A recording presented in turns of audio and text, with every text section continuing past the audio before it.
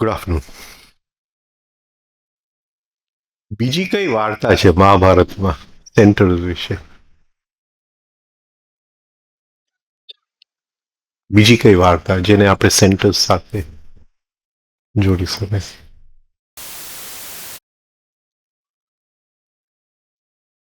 પાંચ પાંડવોના જન્મનું. પાંચ પાંડવોના જન્મનું.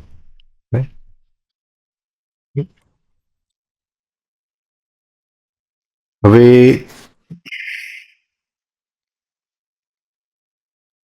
એ જે જન્મ થાય છે એ વનવાસમાં થાય છે.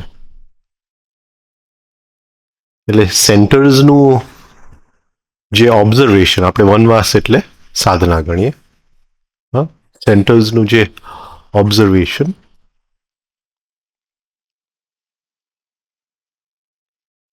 એટલે પહેલું સેન્ટર યુધિષ્ઠિર એટલે ઇન્ટેલેક્ચ્યુઅલ સેન્ટર.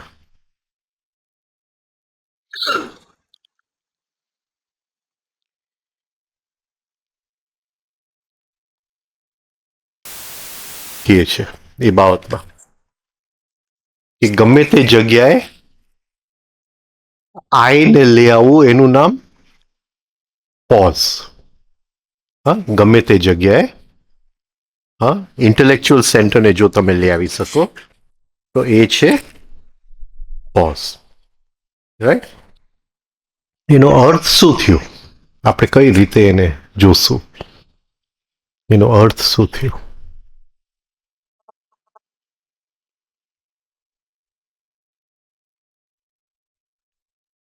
કોઈ પણ સિચ્યુએશનની અંદર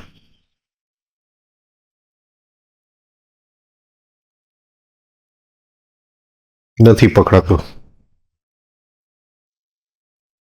ઓકે, એક આપણે કામ કરીએ કે સપોઝિંગ આપણે દિવસના 4-15 મિનિટના ને કાં તો 1 કલાક સળંગ એમાં આપણે ટાઈમર મૂકીએ અને હું નક્કી કરું કે 15 મિનિટ માટે હું મારા પ્રેઝન્સને હોલ્ડ કરીશ. રાઈટ? શું થશે? શું વસ્તુ થશે? હા,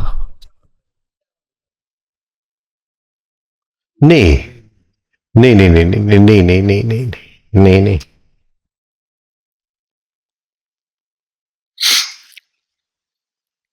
આપણે પ્રેઝન્સને હોલ્ડ કરવાની ટ્રાય કરીએ 15 મિનિટ.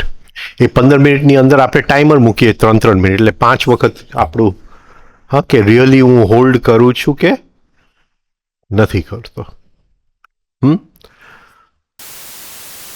આપણને શું નથી ગમતું? સૌથી વધારે કઈ વસ્તુ નથી ગમતી?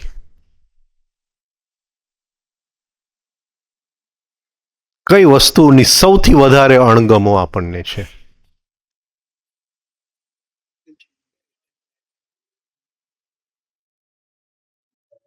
હા, પણ હા, એટલે two remain in the present moment. Two remain in the present moment. આપણે વર્તમાન ક્ષણમાં રહેવું ગમતું નથી, અનલેસ કે આપણી પાસે કંઈક એવી વસ્તુ હોય જે આપણને હિપ્નોટાઇઝ કરી નાખે. મ્યુઝિક હોય કે અટ્રેક્ટેડ અટેન્શનમાં આપણે વર્તમાન ક્ષણમાં રહીએ, કંઈક એવું એકદમ એક્સાઇટિંગ આપણે ટીવી પર જોતા હોય, હા, તો આપણે વર્તમાન ક્ષણમાં રહીએ. બાકી વર્તમાન ક્ષણની અંદર રહેવું આપણો સૌથી મોટો અણગમો છે. હા, હરેક વ્યક્તિનું આ મીન. એટલે શું થશે? પ્રેઝન્સ હોલ્ડ, હા, થોડો વખત થશે એટલે રાઈટ, એટલે ખેંચાઈ જશે. એટલે ફરીથી તમે ટાઈમર મૂક્યું છે 3-3 મિનિટના ટાઈમર. અને શું કરશો કે તમારી જે કંઈ દિવસની ક્રિયાઓ છે એ ટાઈમની એને તમે બદલાવશો? એને નહીં બદલાવાનું. એ જે આપણે કરતા હોય એ કરીએ, હા, અને પ્રેઝન્સને સાથે હોલ્ડ કરીએ. એટલે એની માટે ડિવાઇડેડ અટેન્શન તો કરવું પડશે. એટલે અટેન્શન જે ક્રિયા આપણે કરતા હોય, જે વસ્તુ આપણે કરતા હોય, જે કામ આપણે કરતા હોય, અને છતાંય પ્રેઝન્સને હોલ્ડ કરવાનું. એટલે આપણા લાઈફને બદલાવાનું નથી સેજ પણ. ઓફિસમાં હોય કે ગમે ત્યાં હોય, વસ્તુ એની જ રહે.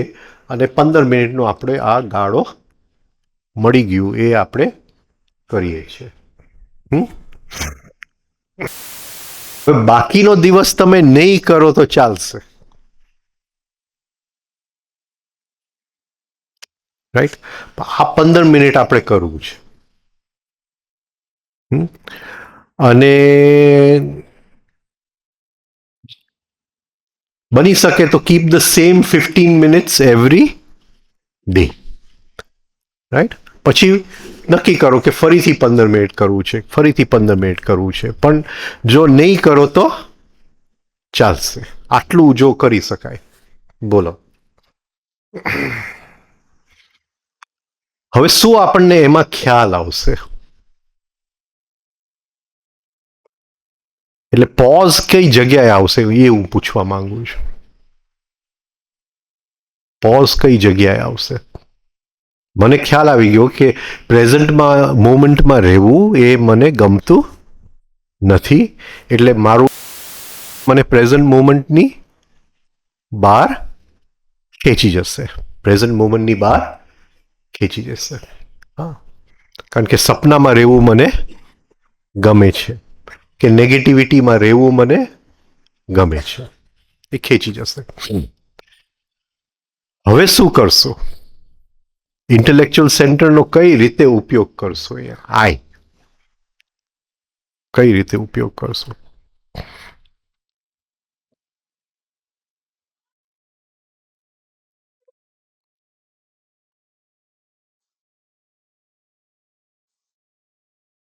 આ બધું બોલેલું બોલું છું, એટલે પૂછું છું કઈ રીતે ઉપયોગ કરશો? નહીં, કંઈક તો યાદ કરવું પડશે ને. પહેલી વસ્તુ શું યાદ કરશું? એમ, મારો લક્ષ્ય શું છે? મારો લક્ષ્ય છે પ્રેઝન્ટ મોમેન્ટમાં રહેવું. શેની માટે પ્રેઝન્ટ મોમેન્ટમાં રહેવું છે? કે ખાલી પ્રેઝન્ટ મોમેન્ટમાં જ પ્રેઝન્સને હોલ્ડ કરી શકાય, રાઈટ. હા, એટલે ઇન્ટેલેક્ચ્યુઅલ સેન્ટરને હું લઈ આવીશ કે મારું એમ શું છે.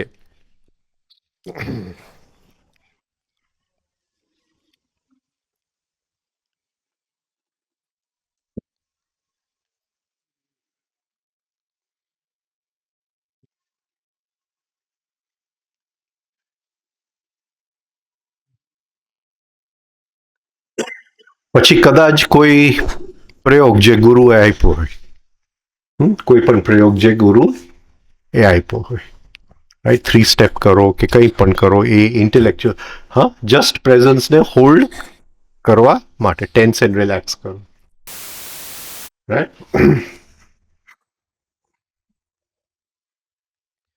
હવે સિચ્યુએશન જો નેગેટિવ આવે તો ફરીથી પ્રેઝન્ટ મોમેન્ટમાંથી આપણે ખેંચાઈ જશું. શું થાય છે નેગેટિવિટી વખતે? શું થાય છે? ઇન્ટેલેક્ચ્યુઅલ સેન્ટરનું શું થાય છે? ઇમોશનલ સેન્ટર તો ખેંચાઈ જાય છે નેગેટિવિટીની અંદર. કોઈની ઉપર ગુસ્સો આવ્યો, કોઈની ઉપર રિએક્શન આવ્યું, જેલેસી આવી, લોભ આવ્યું, રાઈટ, ઇરિટેશન આવ્યું, તો એ વખતે આપણે ખેંચાઈ ગયા, એની અંદર હિપ્નોટાઇઝ થઈ ગયા. હવે સે એક પ્રસંગ છે કે મારી સાથે કોઈ કે ખરાબ વર્તન કર્યું, સરખું વર્તન કર્યું નથી. રાઈટ? હવે ઇન્ટેલેક્ચ્યુઅલ સેન્ટરને કઈ રીતે હું લઈ આવીશ? હું શું કહીશ મારી જાતને?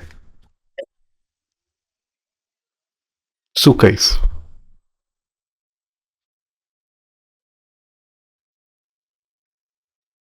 બોલો બોલો. હા, નહીં, દુઃખ લાગ્યું ને. હા, તો હવે ઇન્ટેલેક્ચ્યુઅલ સેન્ટરનો કઈ રીતે એ દુઃખને સમજવામાં હું ઉપયોગ કરીશ?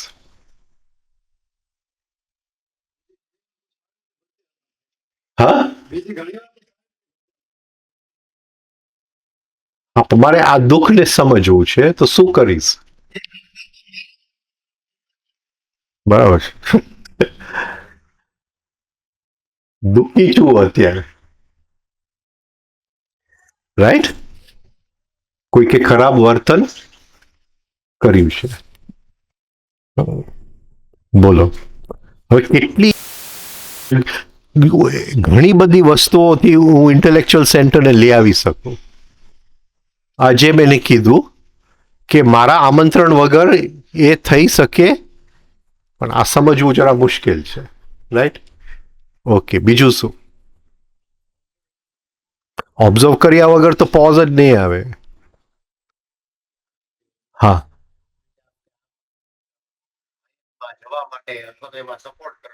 ઓકે, પણ દુઃખનું શું કરશો?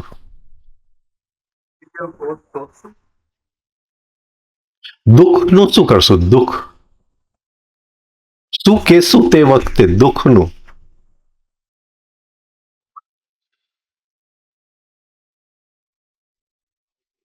આ દુઃખ શું છે? રિયલ છે કે ફોલ્સ છે?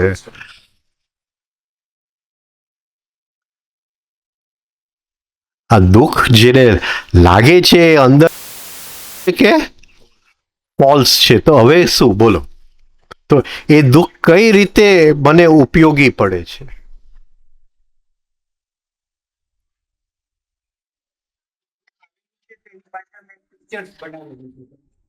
હા, એ તો બરાબર છે. હા, એ બરાબર છે, પણ આ જસ્ટ દુઃખની કે આ રિયલ અને ફોલ્સ.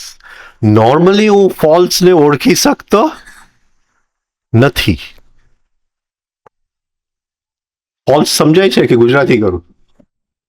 આવે છે કે તમને ભણવામાં ટ્રુ અને ફોલ્સ? રાઈટ? તો આટલું જો પકડાઈ જાય કે રિયલ દુઃખી થઈ શકતું નથી, તો હવે કોણ દુઃખી થયું? Self love. સેલ્ફ લવ એટલે એ ક્ષણે મને એક મોકો મળી ગયો મારા સેલ્ફ લવને.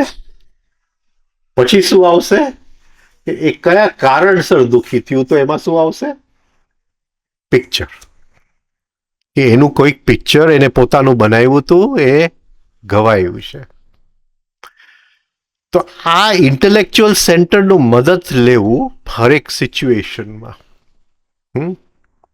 રાઈટ? એનો મતલબ છે 24822522. આઈ સ્ટ્રોંગ બને. આઈ સ્ટ્રોંગ બને.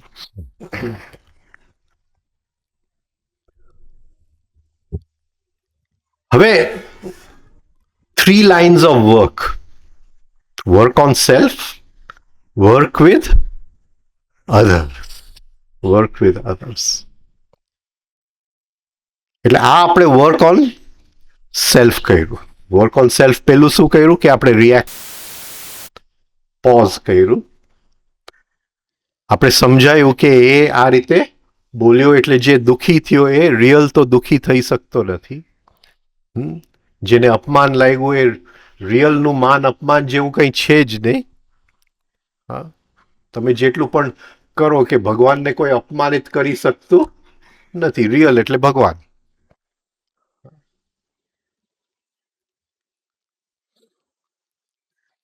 ઓકે, હવે એની સાથે second line of work, work with others. Work with others એમાં શું આવશે? એને આવી રીતે મારી સાથે વર્તન તો કર્યું, શું આવશે? Work with others. હવે વર્ક વિથ અધર્સ એટલે એક કોન્શિયસ એફર્ટ ટુ લવ.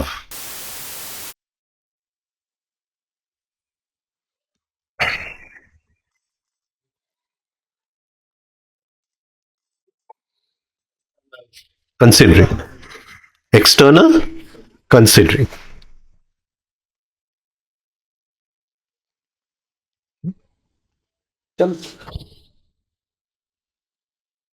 તો આની અંદર પહેલી વસ્તુ શું આવશે? હા, before that become that person, but before that શું આવશે? એ શું કામ આ રીતે બોલ્યો? એ શું કામ આ રીતે બોલ્યો? રાઈટ. હવે સેલ્ફ રિમેમ્બરિંગ આવશે. અને એ સેલ્ફ રિમેમ્બરિંગ એટલે શું? હવે ફરીથી ઇન્ટેલેક્ચ્યુઅલ સેન્ટરનો ઉપયોગ કરવો પડશે. એટલે એક આપણે આપણી જાત ઉપર કામ કર્યું, એક એની સાથેના કામ કરીએ છીએ. એનો મત શું થયું? હા, પણ આવી જ કદી કોઈ ઘટના કોની સાથે? હા, મેં આવો વર્તન ક્યારે કરેલો, એને સેલ્ફ રિમેમ્બરિંગ કહેવાય. હા, મેં જોયું કે હું દુઃખી થયો, મેં જોયું કે એ આવી રીતે મારી સાથે વર્ત્યો. હવે મને પ્રશ્ન થયો ઇન્ટેલેક્ચ્યુઅલ સેન્ટરમાં કે એ શું કામ આવી રીતે વર્ત્યો. હવે એ જ્યાં સુધી એ જ વસ્તુ મારી અંદર નહીં દેખાય ત્યાં સુધી એને હું સમજી નહીં શકું. એટલે મારે શું લઈ આવવું પડે? Self remembering. સેલ્ફ રિમેમ્બરિંગ એટલે આ જ રીતે હું ક્યારે કોઈની સાથે વર્ત્યો. રાઈટ. અને એમ મેં કોઈ દિવસ કર્યું નથી. એમાં એક બે જણા આવીને કહી ગયા હતા એવું તો મેં કોઈ દિવસ કર્યું નથી. 100%.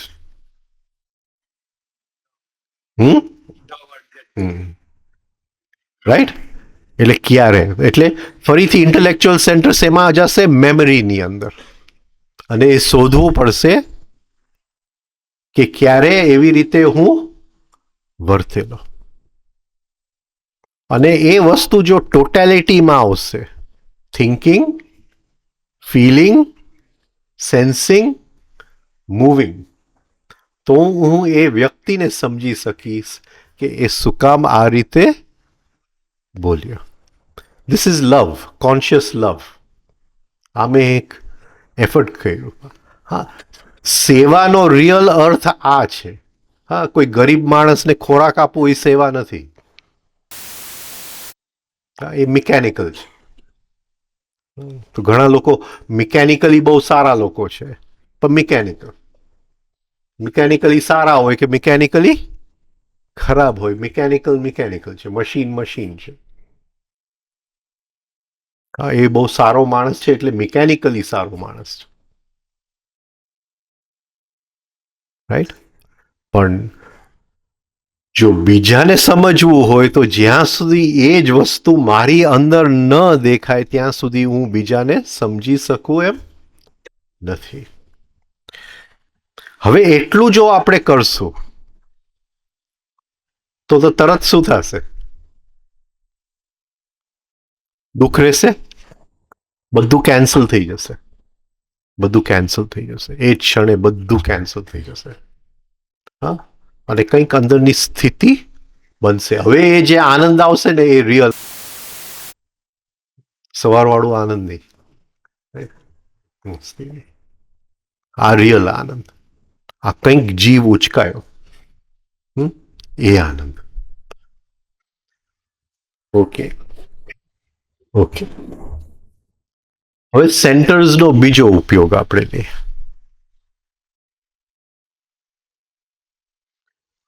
Right mind for the right job, એટલે right centre for right work, અને right amount of energy for the job. હવે એક પ્રશ્ન આપણે પૂછીએ કે આખા દિવસમાં હું સેન્ટરના કયા કયા ભાગમાં જીવું છું આખા દિવસમાં? બોલ. નહીં એટલે સુપરફિશિયલ ભાગમાં, વચલા ભાગમાં કે ડીપર ભાગમાં? હા, સુપરફિશિયલ, રાઈટ. એટલે external part, middle part, internal part. એટલે આપણે કયા પાર્ટમાં જીવીએ છીએ? External part. અને એક એમ ખબર પડે કે આપણું લેવલ ઓફ અટેન્શન. હવે એ તો થઈ ગયું, પણ એની અંદર એનર્જીનો ખર્ચો કેટલો થાય છે?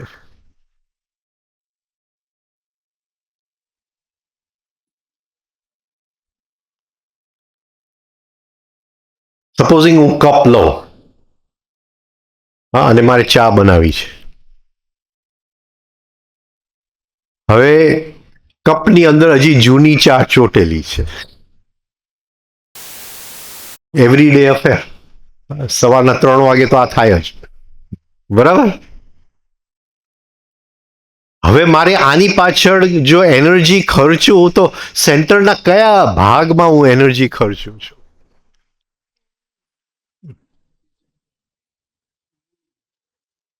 એક્સટર્નલ પાર્ટ, મિડલ પાર્ટ કે ડીપર પાર્ટ, ઇન્ટરનલ પાર્ટ? બોલો. External part. Is it worth it? Is it worth it?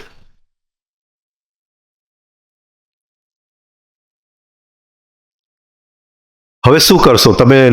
નોકરને કહેશો કે કંઈક બીજું કરશો? શું કરશો મને કયો? આ રિયલ લાઈફના એક્ઝામ્પલ્સ આપું છું, આ કઈ ઓલા બનાવેલા એક્ઝામ્પલ નથી. બોલો શું કરશો? પછી શું કહેશો? લેડીઝ શું કહેશો? તમે કહેશો કે આ ચા ચોટેલું છે અંદર? હા, એને બતાવશો? હા, બોલો.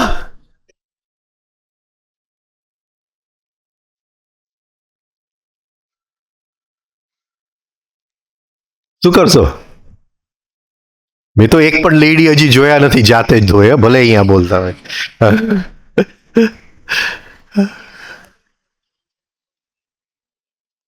હા, ના, પણ મેં એવું જ કર્યું કે બોયલો નહીં કંઈ પણ, અને થોડા દિવસ જાતે, હા, એને થોડીક નાટક મોટું કર્યું કે મારે ધોવા માટે આવું જાતનું સ્પંજ જોઈએ ને આવો પાવડર જોઈએ ને એનું બધું ગોઠવણી કરી કે મારે મારા ચાના કપ ધોવા છે.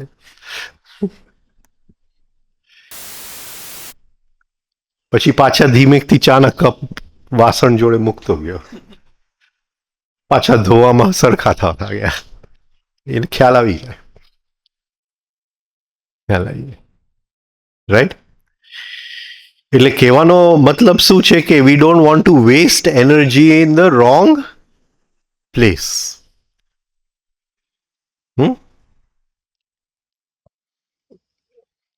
હા,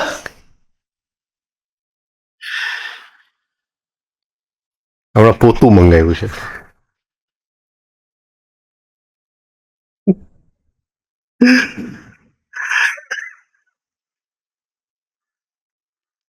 એટલે આ એક વાત છે કે હું આખા દિવસની મારી એનર્જી સેન્ટરના કયા ભાગમાં ખર્ચું છું. હવે આપણે આઈઝમાં નથી આવ્યા, પણ કયા આઈઝ ખર્ચું છું, કયા આઈઝની પાછળ ખર્ચું. હવે ઘણા લોકોને એક નાની વસ્તુમાંથી શું કહેવાય, હા, હા, શું કે ઇંગ્લિશમાં કે માઉન્ટન આઉટ ઓફ મોલ લે કે હા, રાયનો પહાડ બનાવે.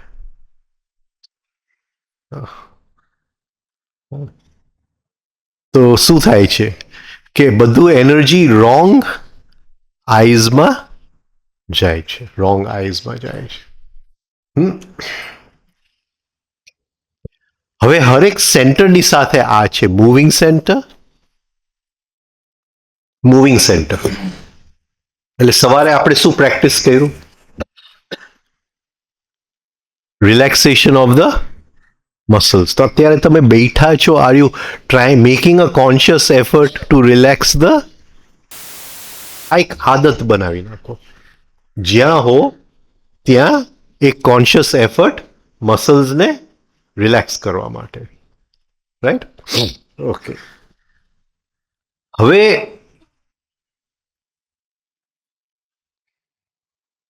એક એક જગ્યાએ જ્યાં તમે મૂવિંગ સેન્ટર વાપરો છો, તમે જુઓ કે રાઈટ અમાઉન્ટ ઓફ ફોર્સ વપરાય છે કે નથી વપરાતું. કઈ કઈ જગ્યાએ મૂવિંગ સેન્ટર વાપરો? બોલો. હવે વાસણ ધોવા હોય તો એ મૂવિંગ સેન્ટર છે કે ઇન્ટેલેક્ચ્યુઅલ સેન્ટર? Moving centre. હવે હું એકદમ જોરમાં ઘસું, હા, તો રાઈટ અમાઉન્ટ ઓફ ફોર્સ વાપરું છું? નથી. હા, પતિ જોડે ઝઘડો થયો હોય એને જોરમાં ઘસો તો જુદી વાત છે, સમજુ. હવે હા, મારે કેટલું ફોર્સ વાપરવું એ કોનું જુગલબંધી થશે? ઇન્ટેલેક્ચ્યુઅલ સેન્ટર અને મૂવિંગ સેન્ટર. અને આ બહુ સુંદર વાત છે. તો આખા દિવસમાં આપણું મૂવિંગ સેન્ટર કઈ કઈ જગ્યાએ આપણે વાપરીએ છીએ? ચાનો કપ હું ઉપાડું તો ટેન્સ ઉપાડું છું તો મસલ્સમાંથી એનર્જીનો વેસ્ટેજ થાય છે. રાઈટ? એટલે એ આપણે જોવાનું છે. એક જગ્યાએ ખીલી મારવી છે, તો કેટલું ફોર્સ મારવું? હા, રાઈટ અમાઉન્ટ ઓફ ફોર્સ. પણ લગભગ આપણે જોશું કે વેસ્ટેજ જ છે.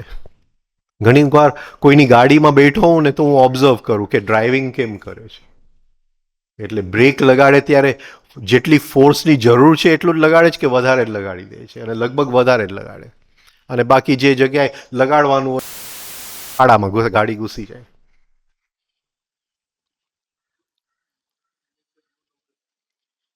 એટલે મને એ ખબર પડે કે ભાઈ આ મૂવિંગ સેન્ટરની ઉપર એનું કોન્શિયસનેસ કેટલું છે? 0. રાઈટ? એટલે વોકિંગ એટલે જે એથ્લેટિક કોચિસ હોય ને એ એના ઓલા એથ્લીટને શીખડાવે કે તમે જે મસલ વાપરતા હોય એ જ મસલ, બાકીના બધા મસલ્સ રિલેક્સ્ડ હોવા જોઈએ. અને એક્ઝેક્ટ અમાઉન્ટ ઓફ ફોર્સ, વધારે પણ નહીં અને ઓછું પણ નહીં. એટલે મૂવિંગ સેન્ટરનું ખાસ જોજો કે કેટલી જગ્યાએ.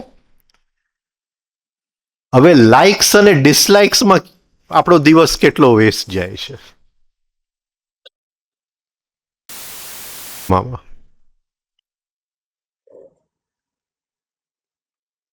બોલો બોલો. હા,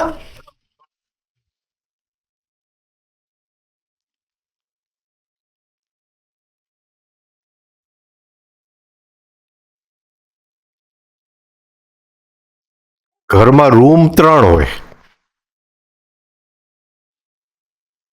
રૂમ સાફ કરવાના હોય.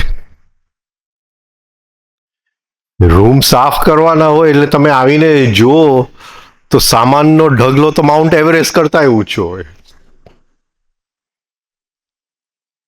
રાઈટ? એટલે બધા રૂમમાંથી પેલા બધું કાઢી નાખે અને છેલ્લે પાછું ગોઠવ્યું હોય. મને એમ થાય કે ખાલી ઝાડુ મારીને પોતું કરી નાખ્યું હોત તો.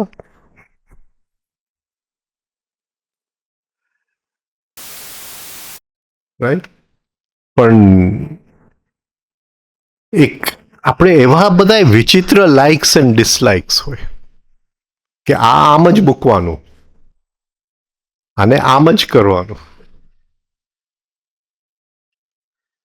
એટલે ઇમોશનલ સેન્ટર અને ઇન્ટેલેક્ચ્યુઅલ સેન્ટરમાં યુઝ ઓફ ફોર્સ વેસ્ટ થાય છે કે નહીં? અને ફોર્સ જો વેસ્ટ થતું હોય તો સેલ્ફ રિમેમ્બરિંગ થઈ શકે નહીં. એટલે એકો એક સેન્ટરની અંદર હું કઈ જગ્યાએ કેટલી એનર્જી ખર્ચું છું, કઈ વસ્તુ ઉપર ખર્ચું છું, રાઈટ. ઇન્સ્ટિંક્ટિવ સેન્ટર ખાવાનું બનાવવામાં. તો એક નોર્મલ સવારથી સાંજનો આપણો દિવસ હોય, ખાવાનું ટેસ્ટી બનાવો, સારું બનાવો. જો આખો દિવસ મારી એની અંદર જાતો હોય તો એક્સટર્નલ પાર્ટ ઓફ સેન્ટરમાં મારો આખો દિવસ નીકળી ગયો. એટલે હું આખા દિવસમાં કઈ જગ્યાએ જીવું છું? હા, ગોડાઉનમાં જીવું છું, કઈ જગ્યાએ જીવું છું? આ જરાક જોવું. હા, અને ચારે સેન્ટરની અંદર ઇન્ટેલેક્ચ્યુઅલી ક્યાં જીવું છું, ઇમોશનલી ક્યાં જીવું છું, મૂવિંગમાં ક્યાં જીવું છું, અને ઇન્સ્ટિંક્ટિવમાં. હું સમજુ કે અમુક ઉંમર થાય એટલે માણસ, એટલે ઘણું જોવામાં આવે છે કે જેમ ઉંમર થાય એટલે ઇન્સ્ટિંક્ટિવ સેન્ટર ઓવર પાવરફુલ થઈ જાય છે. આખો દિવસ એ લોકો ખાવાનાની જ વાત કરતા હોય.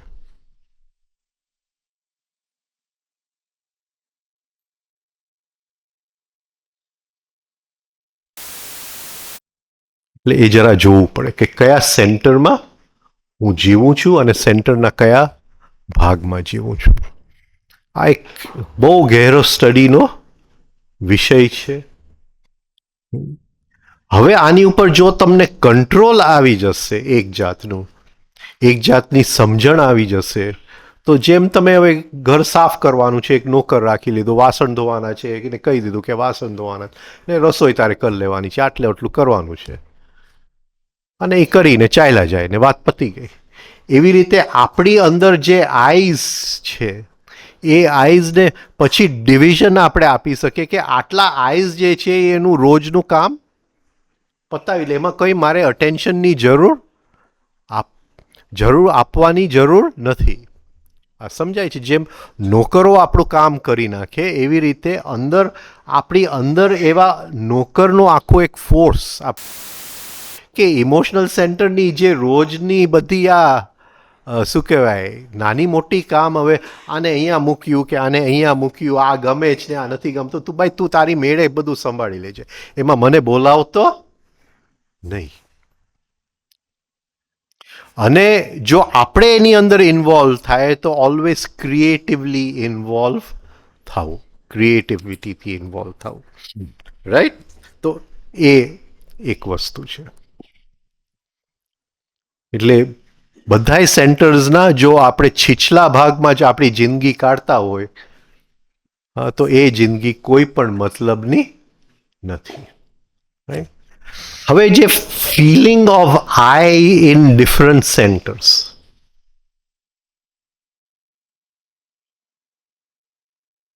એ કઈ જાતનું હોય?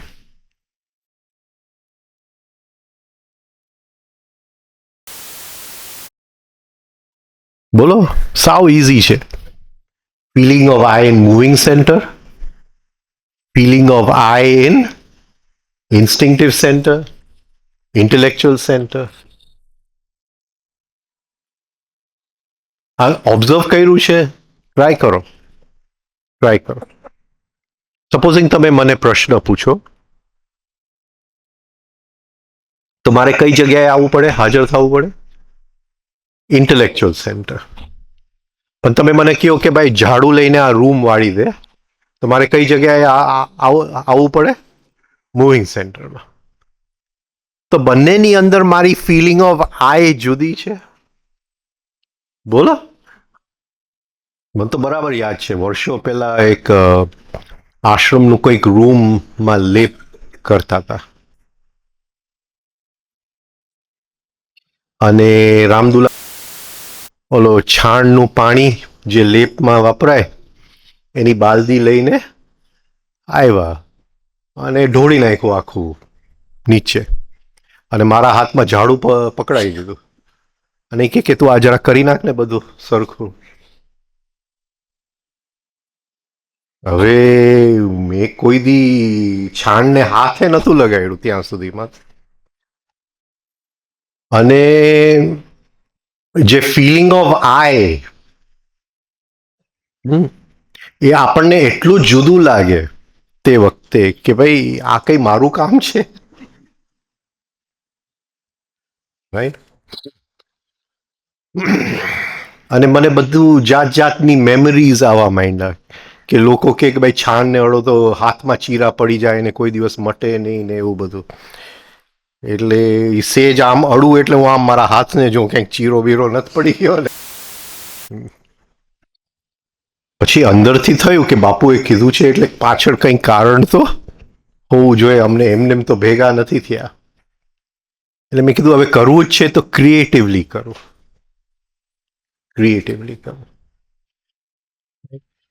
એટલે આવડતું નહોતું છતાંય મારી રીતે ધીમે ધીમે ધીમે કરતા કરતા આખું રૂમ અંદરથી, અને હું જોતો ગયો કે અહીંયા વધારે પડે છે, અહીંયા ઓછું પડે છે, મારાથી સરખું યુનિફોર્મ થાય છે, અને એક જાતનો અંદરથી રસ આવતો ગયો, જેમ આપણે એક ડ્રોઈંગ કરીએ, એક પેઇન્ટિંગ કરીએ.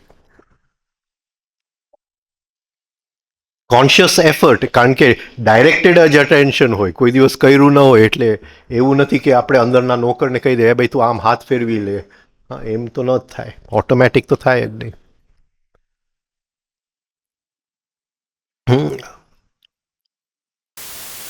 રૂમ આખો કરી આપ્યો, પછી કોઈ દિવસ એને મને કીધું નથી ફરીથી, રાઈટ. એને ફરીથી કોઈ દિવસ એમ પણ નથી કીધું કે ભાઈ તું છાણને હાથ અડાડ કે કંઈ પણ. કહેવાનો મતલબ શું છે કે જો કરવું હોય તો ક્રિએટિવિટીથી કરજો, અંદરથી રસ છોડતા નહીં. હવે મને એમ થાય છે મારા લાઈફમાં કોઈ દિવસ ફરીથી એ મોકો આવ્યો નથી અને આવશે નહીં, પણ એનો જે રસ મારી અંદર રહી ગયો કે મેં કર્યો એક વખત, એ આખો રૂમ. એટલે બે વસ્તુ છે કે એક તમે અંદરના નોકર રાખો, એ તમારું રોજનું કામ પતાય, અને જો તમે પોતે કરવા બેસો, અટેન્શન જો ડાયરેક્ટ કરો, તો એની અંદર ક્રિએટિવિટી.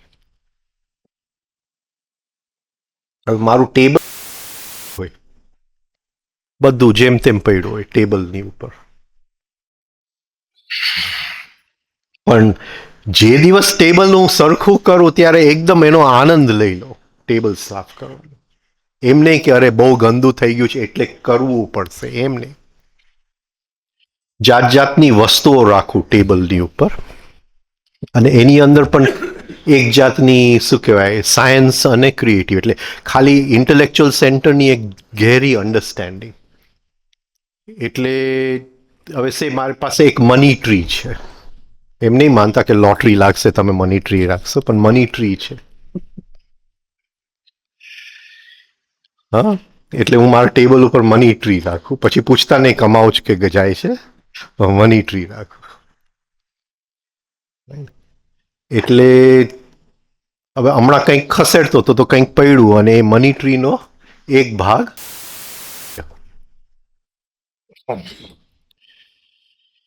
એટલે તૂટેલું મની ટ્રી તો ન રખાય.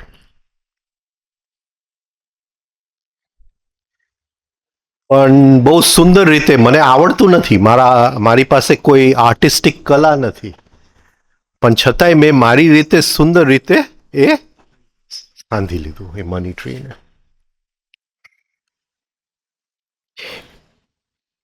એક યંત્ર રાખો, યંત્ર એવું હોય કે બધી બાજુથી શું કહે સુખ સંપત્તિને અટ્રેક્ટ કરે.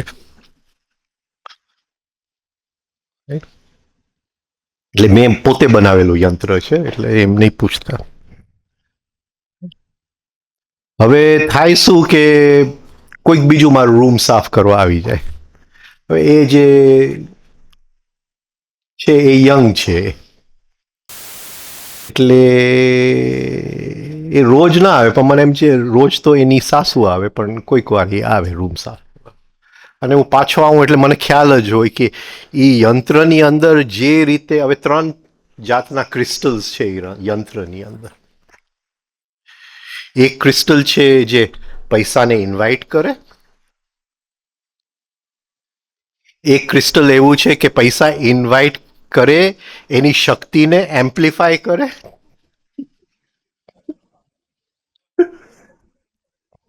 અને એક ક્રિસ્ટલ એવું છે કે ઘરમાં પૈસા આવ્યા પછી એને ઘરમાં રાખે.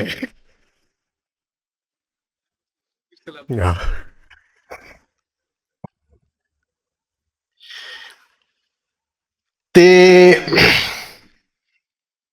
રોક ક્રિસ્ટલ પૈસાને ઇન્વાઇટ કરે.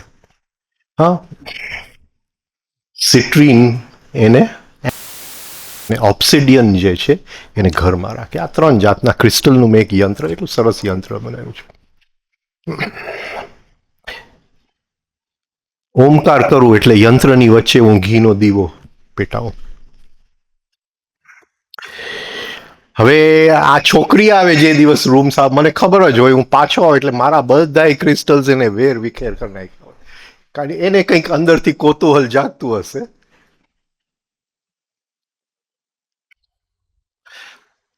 અને આ બધી યંત્રથી તમારે આવી રીતે કંઈ પણ શું કહેવાય છેડાછેડી ન કરાય. એને આમ તમારે અમુક રીતે કરવું પડે. હું જોઉં કે અંદર નેગેટિવિટી આવતું નથી. હું ફરીથી એક એક ક્રિસ્ટલને મીઠા પાણીથી ધોઉં, મીઠાના પાણીથી ધોઉં, એને સૂકવી અને એક્ઝેક્ટ જે રીતે ગોઠવવાના હોય ગોઠવીને પાછા મૂકે. એમાં આનંદ લૂંટી લઉં એની અંદર. આપણે નવું બનાવવાનું હતું ત્યારે આનંદ લૂંટેલું. હવે કોઈક આપણું બગાડી ગયું તો એ બગાડી નથી ગયું, આપણને ફરીથી રીકન્સ્ટ્રક્ટ કરવાનો મોકો મળ્યો.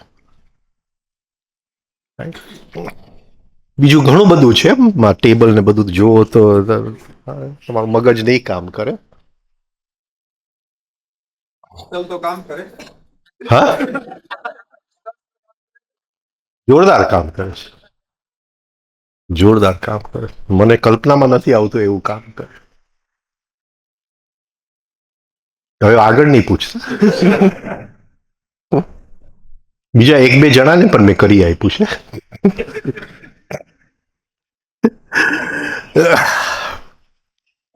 પણ એક શોખ છે, એક આનંદ છે.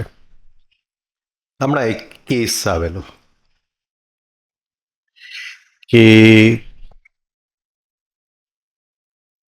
કોઈ સંપત્તિ મળી હશે દાદા તરફથી. તે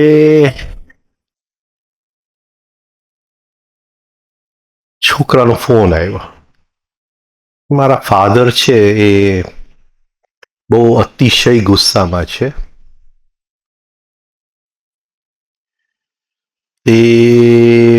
એને કંઈક બધી તાંત્રિકોને બોલાવ્યા કે જે સંપત્તિ મને મળવી જોઈતી હતી મારા દીકરાને કેમ મળ્યું. એટલે એ બધી તાંત્રિકોને બોલાવીને કંઈક વિધિ કરે છે કે એનો દીકરો મરી જાય.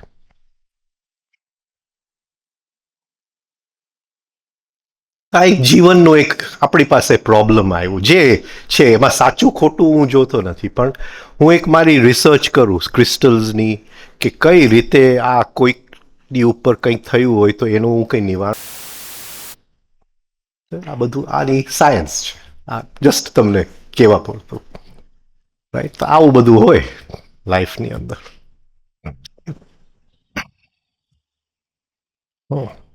બોલો. ક્રિએટિવિટી. ક્રિએટિવિટી એમાંથી કંઈ શું કહેવાય પણ એક કોન્શિયસ એફર્ટ અને જે તમે સવારે શું શબ્દ વાપરો આનંદ લૂંટવાનો. આનંદ લૂંટવાનો. એટલે એમાંથી હું એક વસ્તુ જાણી ગયો કે એક પ્લેફુલનેસ જે છે, પ્લેફુલનેસને શું કહેવાય આપણે ગુજરાતીમાં? હા, હા, આપણે જીવનની જે રમત છે એ બધાય હો આનંદ આવે અને રમતિયાળપણું આવે, અને આપણે એકલા હોય અને રમતિયાળપણું આવે, આખી વસ્તુ જુદી છે. બધાય હોય તો એમાં ઈગો આપણો વધી પણ શકે. અને આપણે હોય એકલા અને આવા કંઈક નવા ખોજ કરતા હોય ને, એ જે રમતિયાપણની આનંદ જે આવે છે એ આપણું એક અંદરનું એ રિયલ મસ્તી. રિયલ મસ્તી. બોલો. એટલે એવી રીતે જીવન ગોઠવો કે તમારું રોજનું કામ ચાલતું રહે, પણ જ્યારે તમારે કરવાનું આવે ત્યારે એની અંદર ક્રિએટિવ શક્તિ, આર્ટિસ્ટિક, અંદરના સાયન્સની સમજણ, એ બધું તમે જેમ ઉમેરતા જાશો નાની નાની વસ્તુઓની અંદર, નાની નાની વસ્તુઓની અંદર, તો એક ટેબલમાં ટોટસ હોય, કાચબો પ્રત્યાહારનો પ્રતીક છે. પ્રત્યાહારનો તો કઈ રીતે હોવો જોઈએ, કઈ રીતે મૂકવું જોઈએ, સાચું ખોટુંની સવાલ નથી, પણ આ એક આનું કંઈક સાયન્સ છે અને એનું આનંદ આપણે લૂંટી શકીએ છીએ. બોલો. એટલે આ એક માપદંડ મૂકજો કે ગમે ત્યારે હું નેગેટિવ સ્ટેટમાં છું, કોઈ પણ એક કે બે કે ત્રણ સેન્ટરના નેગેટિવ પાર્ટ અતિશય એક્ટિવ થઈ ગયા છે, અને ગમે ત્યારે હું ખુશીમાં છું, આનંદમાં છું, તો સેન્ટરના પોઝિટિવ પાર્ટમાં છું. આ એનું એક માપદંડ છે. બોલો, હવે તમારે કંઈ પૂછવું હોય તો પૂછો, બાકી કંઈક આગળ જશો આપણે ઇન્ટેલેક્ચ્યુઅલ સેન્ટરમાં આગળ જશો. તમારે કંઈ પૂછવું હોય પૂછો.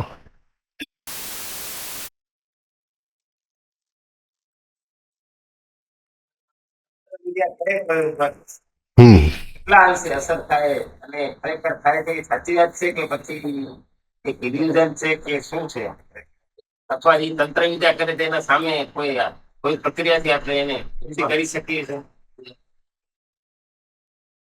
એક તો રિયલ જે કરવા વાળા બહુ ઓછા રહી ગયા છે, રાઈટ?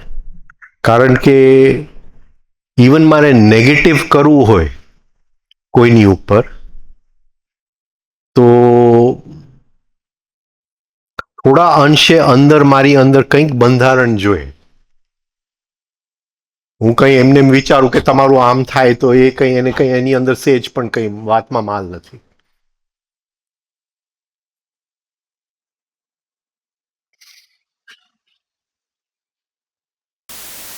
ટેકનિક્સ છે, એની ટેકનિક છે. હવે એ નેગેટિવ બંધારણ કઈ રીતે થાય?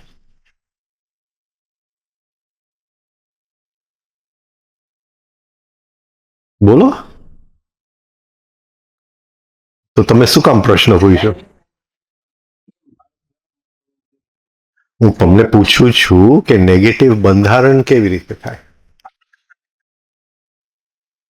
નેગેટિવ ક્રિસ્ટલાઇઝેશન કઈ રીતે ઊભું કરું? બોલો. આપણી જાતને આપણે સૌથી પહેલા નેગેટિવ. હા, કઈ રીતે કરશો? બહુ સારી વાત કરી. બોલો, હવે કઈ રીતે? તમે સમજી ગયા તો મને શું કામ પૂછો છો?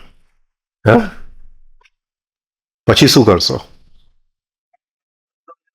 હા, બદલો લેવો છે એ વાત બરાબર છે. ચલો, હવે કઈ રીતે કરશો?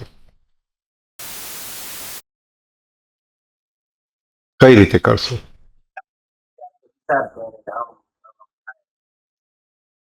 પણ અંદર જ બંધારણ નથી તો હું તમારી કલ્પના હું ગમે એ કરું એનો શું ફરક પડવાનો છે?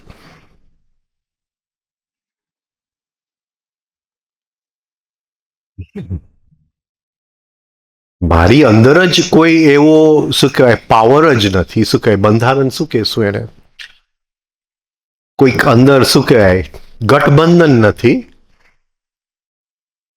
તો હું કઈ રીતે કરવાનું? હું ગમે એ વિચારું, તમારા પ્રત્યે આ વિચારું, આના પ્રત્યે આમ વિચારું, તો એનું કઈ મિનિંગ શું છે?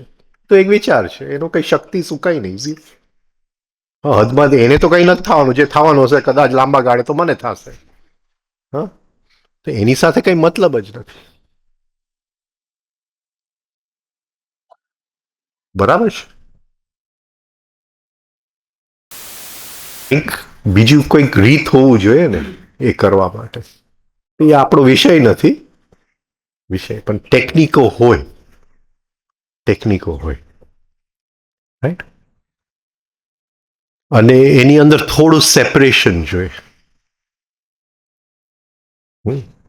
જો આઈડેન્ટિફિકેશન હોય તો એ નહીં થાય, એકરૂપતા હોય તો નહીં થાય, સેપરેશન છે. સપોઝિંગ મને તમારી જેલેસી હોય, કોઈક બીજાની જેલેસી હોય, ત્રીજાની જેલેસી હોય, ચોથાની જેલેસી હોય. એ જેલેસીનું જે ફિલિંગ છે એને ઓબ્ઝર્વ કરીને હું ઇન્ટેન્સિફાય કરી શકું.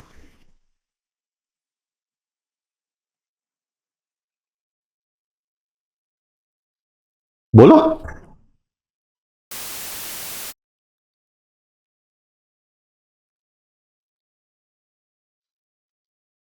તમે સમજો છો મારી વાત?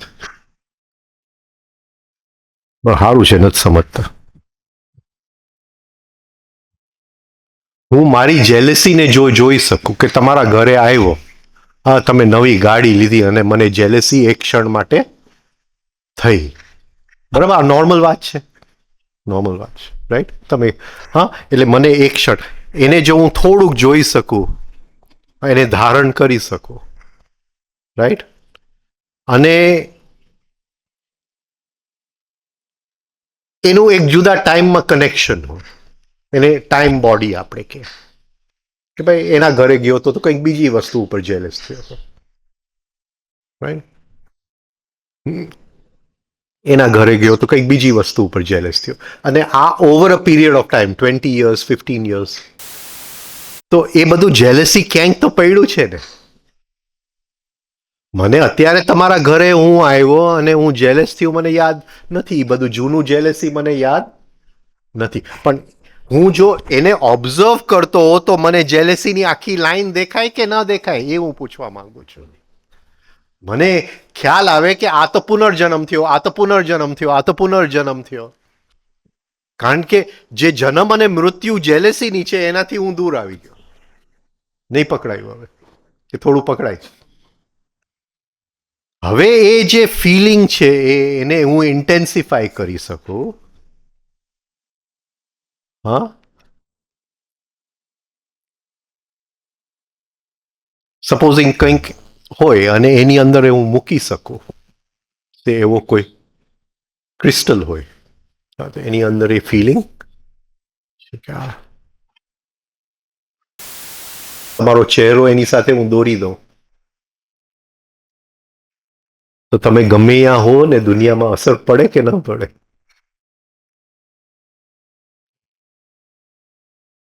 એટલે વિદ્યા તો ઘણી બધી પડેલી છે, ઘણી બધી પડેલી.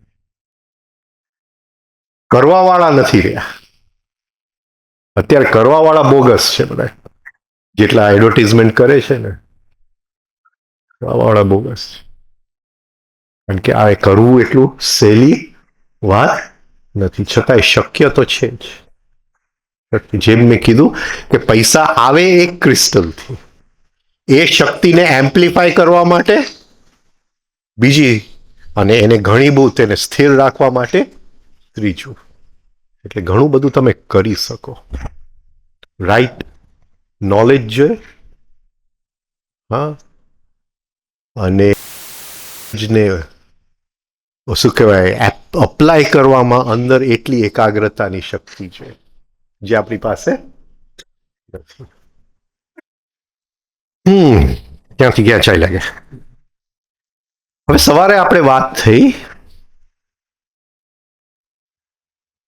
વ્યાસજીની, શોધતો તો એ ક્યાં મેં મૂક્યો? હા, હવે આ જે મારે તમારી સાથે લેવું હતું, જે સવારે પેરની વાત થઈ હતી.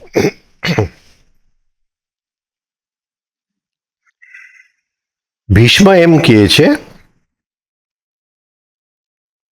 કે એને ખબર છે કે હર સિચ્યુએશનમાં શું કરવું, કઈ ક્રિયા કરવી.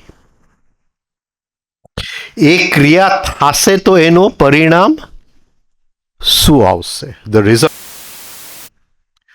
એ ક્ષણે એને ખબર છે કે આનું ઓપોઝિટ શું છે, આનું ઓપોઝિટ શું છે, અને એ ઓપોઝિટ જો થાય તો એની અંદરથી શું પરિણામ આવે. આ મને જરાક સમજાવો હવે. આ ભીષ્મના એક્ઝેક્ટ શબ્દ છે જે એને સત્યવતીને કીધેલા. એને શું કીધું કે વ્યાસજીમાં એ શક્તિ છે કે આ ક્ષણની અંદર રાઈટ એક્શન એટલે જેનાથી કોન્શિયસનેસ વધે. અને એ કરવાથી એના પરિણામો કઈ કઈ જગ્યાએ શું આવશે, આનાથી ઉલટું શું છે એ પણ એને ખબર છે, અને ઉલટું કરવાથી શું પરિણામો આવશે એ પણ એને ખબર છે.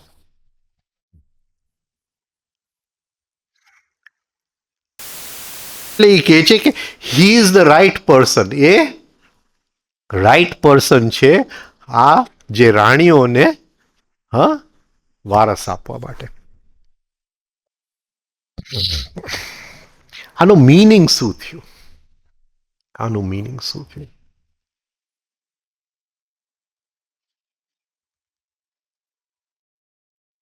એક પેન્ડ્યુલમ છે, લઈ આવ્યા નથી. આપણને શું દેખાય છે? એ આમથી આમ ફરે છે, રાઈટ? એટલે એક વસ્તુ અહીંયા બની અહીં સુધી પહોંચે છે, એક વસ્તુ અહીંયા બની એ અહીં સુધી પહોંચે છે.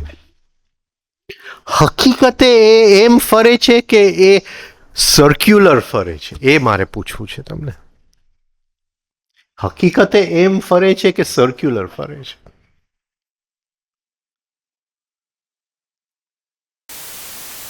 લાગે કે બે પોલારિટી છે, એકચ્યુઅલી સર્ક્યુલર જ ફરે. શું કામ સર્ક્યુલર છે? શું કામ સર્ક્યુલર છે? શું કામ સર્ક્યુલર છે? એક જ પાથ ઉપર રિપીટેડલી. એટલે આપણને જે દેખાય છે એ એક પાથ, એ હકીકતે એક પાથ નથી, એ સર્કલ છે. એ સર્કલ છે. આપણને દેખાય છે કે એ આમથી આમ જાય છે અને આમથી, એ હકીકતે એ નથી. એ શું છે? એટલે તો આ વ્યાસજીનું સમજાશે.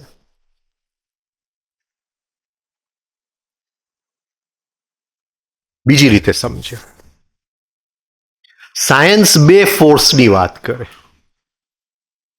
સેન્ટ્રી ફ્યુગલ અને સેન્ટ્રી પીટલ. સેમ થિંગ છે પેન્ડ્યુલમની અંદર, બે સેમ જ છે, રાઈટ? તો સેન્ટ્રીફ્યુગલમાં શું થાય? સેન્ટ્રીફ્યુગલ ને ગુજરાતી કઈ? કેન્દ્રથી દૂર. કેન્દ્રગામી, પેલું કેન્દ્ર ત્યાગી. એટલે સેન્ટ્રીફ્યુગલ છે એ કેન્દ્ર ત્યાગી, કેન્દ્રથી દૂર ફેંકે છે. હા, એ કેન્દ્રથી દૂર ફેંકે છે. અને સેન્ટ્રીપીટલ એ કેન્દ્રથી, હા. બંનેના શું અસર છે? બંનેના શું અસર છે?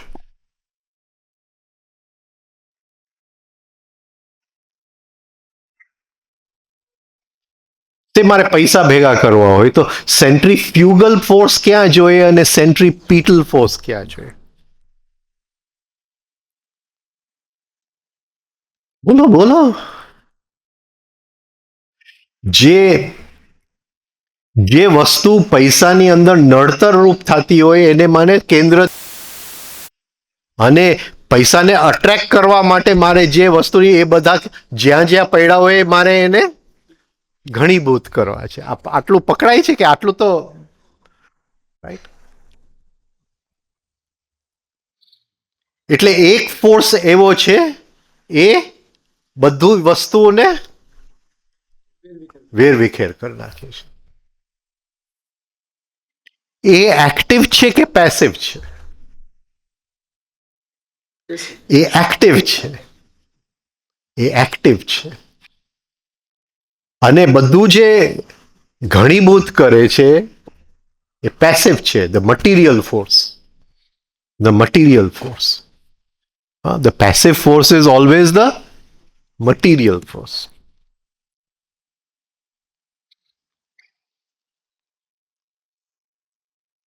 બહુ વર્ષો પહેલા બેઠા હતા ત્યારે એ તમસનું સમજાવતા હતા કે તમસ સારું છે કે ખરાબ છે નહીં, એ જે જગ્યાએ એની જરૂર છે, જે જગ્યાએ એની જરૂર છે. એટલે આપણે પાછા પેન્ડ્યુલમ ઉપર આવીએ છીએ.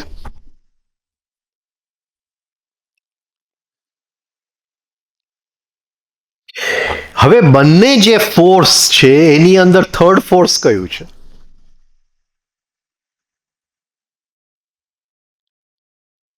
હા, થર્ડ ફોર્સ કયું છે? સાવ ઇઝી છે આ વાત.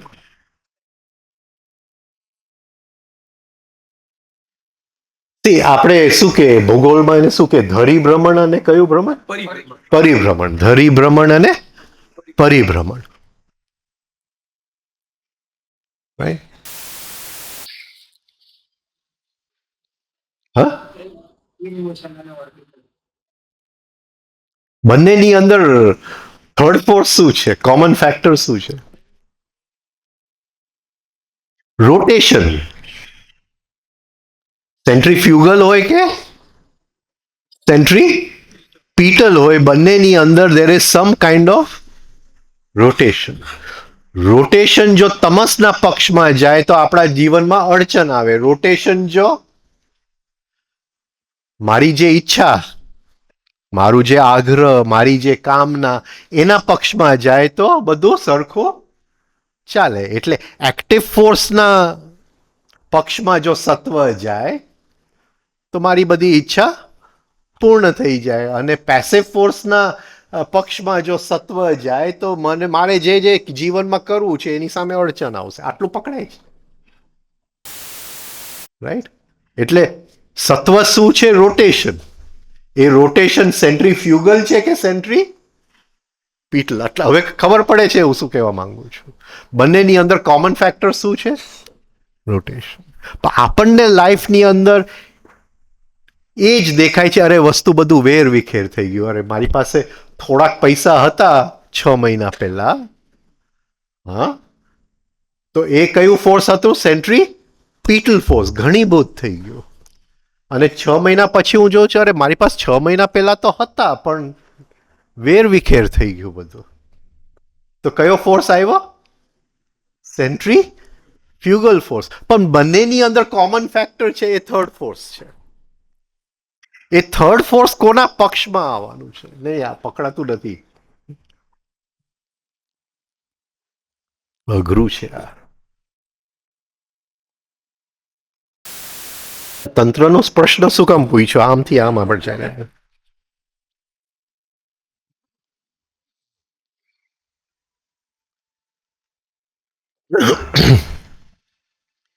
એટલે ઈ કે છે કે વ્યાસજીને દેખાય છે કે આનું ઓપોઝિટ એક્શન શું છે? એને શું દેખાય છે એ હું પૂછવા માંગુ છું. આનું ઓપોઝિટ એક્શન શું છે? આ હું એક્ટિવ કરવા જાઉં છું તો એની સામે પેસિવ શું છે? અને એવી કોઈ હું પેસિવિટી લઈ આવી શકું જેની સામે એક્ટિવ મળવા આવે. એને બંને સાથે દેખાય છે, આપણને દેખાતું નથી. સેકન્ડ ફોર્સ બ્લાઇન્ડ છે. થર્ડ ફોર્સ તો બિલકુલ બ્લાઇન્ડ છે. હા, એને બે ટાયર દેખાય છે.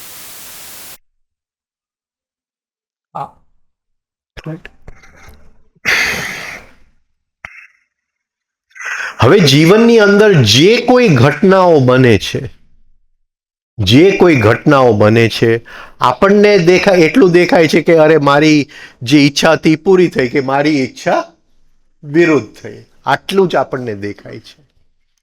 હા, પણ એની પાછળ રોટેશનનું એક કલા છે. એ કોઈક આપણા 5 ઇન્દ્રિયો અને નોર્મલ જે લોજિકલ સમજથી કોઈક બીજા આયામની અંદર એ પડેલું છે, જે આપણને દેખાતું નથી. એ થર્ડ ફોર્સ છે. Third force blind. Third force blind નો મતલબ જ એ છે કે થર્ડ ફોર્સ કાં તો એ સત્વ રજસના પક્ષમાં આવશે, કાં તો તમસના પક્ષમાં આવશે. હવે શું કામ આપણે ભૂલ ખાય છે, આગળ આપણે જઈએ. આટલું જો પકડવા આવી ગયું, એ સત્વ કોઈક બીજા આયામમાં પડેલું છે, આ આંખેથી દેખાતું નથી, આ નોર્મલ સમજણથી આપણે એને પકડી શકીએ નહીં, એ ઇનવિઝિબલ છે.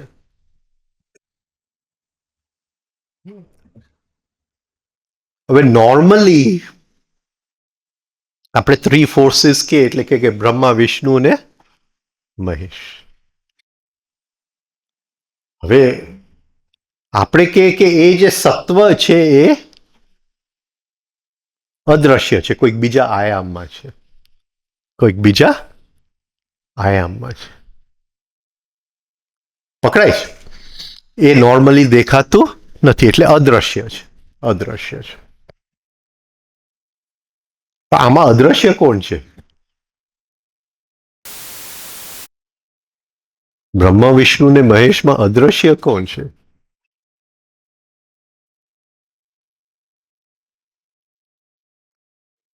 અરે આખી ભારત વિષ્ણુના મંદિર અને વિષ્ણુના ભક્તોથી ભરેલું છે, વૈષ્ણવોથી ભરેલું છે, અને આખું ભારત શિવના મંદિર અને શિવના ભક્તથી ભરેલું છે. નથી બ્રહ્માનો એક પણ ભક્ત, નથી એનું એક પણ મંદિર. કયું અદ્રશ્ય છે? છતાંય આપણે સત્વ કોને ગણીએ છીએ? આ બધું આને માયા કહેવાય, કે આપણી માટે ખોટી રીતે સામે હકીકતે સત્વ કોણ છે? બ્રહ્મા છે, કારણ કે સત્વ અદ્રશ્ય છે. સમજાય? અને વિષ્ણુની પાછળ દોડીએ કે જીવનમાં સત્વ આવશે, પણ એ આપી શકે, જે એની પાસે નથી એ આપી શકે. અહીંયા દોડો ને ત્યાં દોડો, બધે.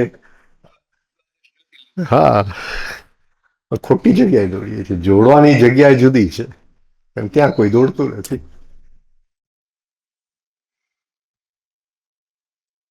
જો ઈચ્છા પૂરી કરવી હોય તો. મને ખબર નહીં તારી શું ઈચ્છાઓ છે. આ હું ખાલી બહારની વાત નથી કરતો, આ ખાલી બહારની વાત નથી કરતો. એટલે રિયલ જે આપણે લખેલું આવે છે એ હંમેશા રિયલ હોતું નથી. એ તાવડિયાજીના લખાણમાં આવું જ છે, જે લખેલું આવે છે એ રિયલ હોતું નથી. એમાં બ્રહ્માને શોધવું પડે. આપણે બ્રહ્મને શોધીએ. ઓકે, ફરીથી પેન્ડ્યુલમ ઉપર આવીએ. આમથી આમ રસ્તો એક જ છે કે જુદો છે, એવું પૂછવા માંગુ છું. આ જો તમને ખ્યાલ આટલો આવી ગયો ને, તો તમારા લાઈફમાં ક્યાંય પણ દુઃખ નથી. જો આટલું તો જો તમે પકડી, તમને જે જોઈએ એ મળી શકે એમ છે. આ તો મારો વિષય નથી આજનો.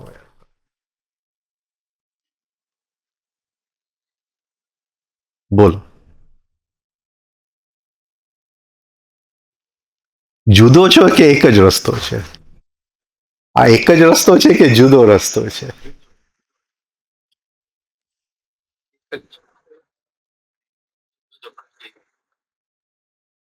સર્ક્યુલર છે, દેખાય છે આમ, કારણ કે આ આમથી આમ જાય છે અને આ આમથી આમ આવે છે.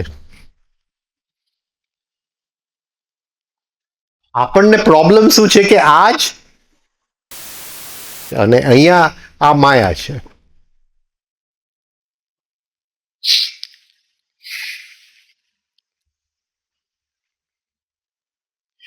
હવે અહીંયા છે, રાઈટ? તો એને આપણે કે છેડે છે, એટલે એની શક્તિ આ બાજુ જવામાં 0, આ બાજુ જવામાં 100, આ બાજુ જવામાં 0, આ બાજુ 100.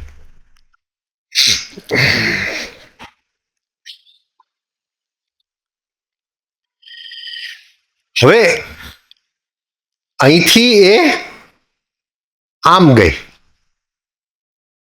રાઈટ? તો આ બાજુ જવામાં હવે 1, આ બાજુ જવામાં 99.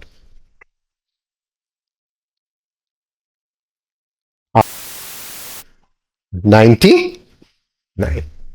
રાઈટ? એટલે એક એક જે પોઈન્ટ આવશે અહીંની અને અહીંની શક્તિનો રેશિયો ફેરફાર થશે.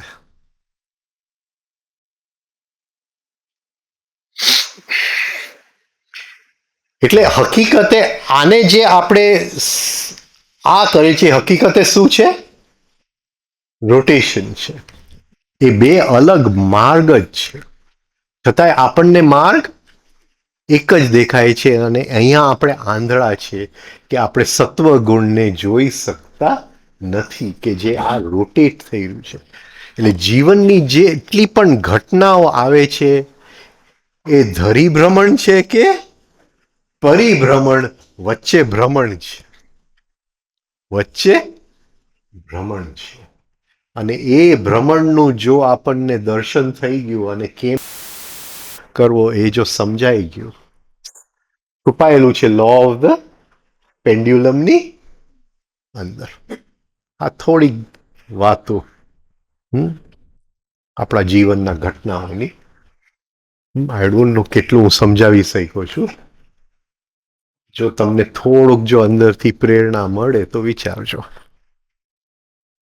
બોલો. કોઈને કઈ પૂછવું જ નથી. મને એમ લાગે બધા બધું જાણી ગયા લાગે. હા, તો see, from here it is going here. From here it is going here. There are two separate directions. હકીકતે એ રોટેશન છે એ આમથી આમ એક લાઈનમાં સ્વિંગ નથી, એ કહેવા માંગુ છું. હરેક જગ્યાએ એનું રેશિયો અલગ છે. અને આ બાજુથી આ બાજુ જશે, રાઈટ? તો પાછો રેશિયો આ આમ જવા માંગે છે, સેમ પોઝિશન છે, પણ હજી આ આમ પૂરું કરવા માંગે છે. બંને સ્પોટ આપણને સેમ દેખાય છે, છતાંય અલગ છે. કારણ કે આને અહીંથી અહીં જવું છે અને આને અહીંથી અહીં જવું. પકડાય છે શું કહેવા માંગે? It is a rotation. એટલે એક જ ઘટના પરિવાર બની હોય તો એમાં એનો રેશિયો અલગ હોય. એક ઘટના પાછી એ રીતની બની તો એમાં એના રેશિયો અલગ હોવાના એમ.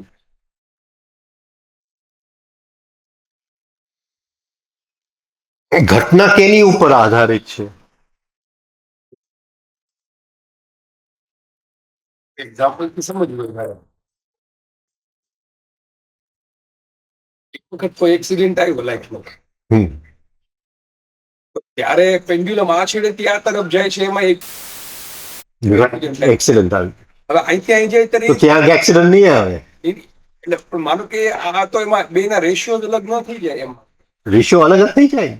99 જે એ તો હું કહેવા માંગુ છું. 99. હા હા, એક સ્વિંગ એની સાથે સાથે ડિરેક્શન પણ ઓપોઝિટ પાછું રિપીટ નહીં. એ જ કહેવા માંગુ છું કે સેમ ઘટના તો નહીં થાય ને, રાઈટ? પણ આ ઇન્ટેન્સિટી શેની ઉપર આધારિત છે? એ મારું ઇનર સ્ટેટ ઉપર આધારિત છે કે નહીં? અનલેસ હું મારી અંદર હું પેન્ડ્યુલમને નહીં સમજું, જોઈ નહીં શકું, તો આ વસ્તુ હું પકડી શકીશ? હું એક સવારે મેં દાખલો આપ્યો, રાઈટ, કે હું એકદમ આરામથી સ્કૂટર ચલાવું છું અને સામે ટ્રક આવ્યું, એટલે રિલેક્સેશન માંથી શેમાં ગયો? ટેન્શન માંથી ફરીથી. બંને યાત્રા સરખી હતી? નથી સરખી, એ સર્ક્યુલર હતી. એ એવી રીતે હરેક ઘટના જે પેર્સમાં બને છે એ હંમેશા સર્ક્યુલર હોય છે. સર્ક્યુલર હોય છે, એ સેમ યાત્રા નથી, એ કહેવા. હવે આપણી અંદર એવા આઈઝને આપણે શોધી શકીએ જે પેર્સમાં છે? બોલો. સમય ગુસ્સો આવે પછી બીજી વાર એટલે મેં એક એક્શન કર્યું અને ગિલ્ટ કર્યું. તો આ બંને એક ઘટના છે કે બે ઘટના છે? એક જ ઘટના છે. એ એક જ ઘટના છે. અને આ વખતે મને આ દેખાતું નથી. અને એ એક જ મોશન છે, સર્ક્યુલર છે. કારણ કે હવે હું ગિલ્ટના લો થી હું ગુસ્સાના હાઈ સુધી જવાનું છે. અને ગુસ્સોનો હાઈ કોઈકની ઉપર ઠલવીને ગિલ્ટને શું કે ગુજરાતીમાં? અપરાધ ભાવ. હા, અને આ સર્ક્યુલર મોશન છે મારી અંદર. ન પકડાય, રાઈટ? ધૃણ. આ સર્ક્યુલર મોશન છે. આ સાથે જ ચાલે છે. એટલે જેવું આપણે સેલ્ફ ઓબ્ઝર્વેશન કરશું ને અંદર, બહાર આ લો પકડાશે.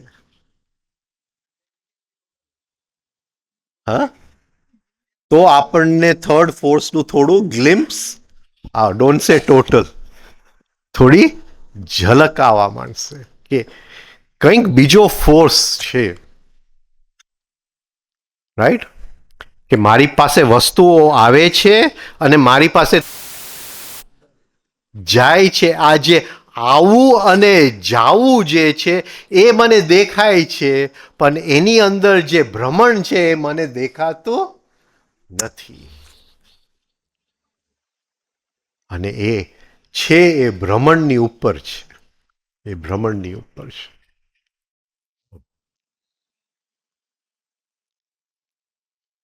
અને બધું ફરે છે. હા, રાઈટ. બોલો.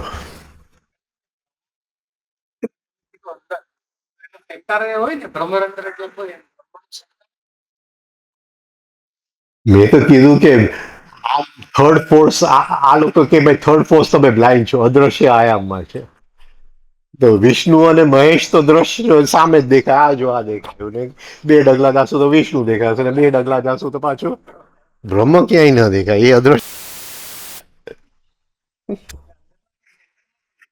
હા, કઈ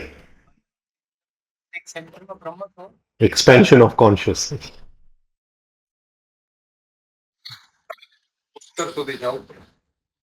શું છે ત્યાં? એવું છે? તો મારે વિચારવું પડશે. તો મારું ચિંતન ખોટું પડે. હા,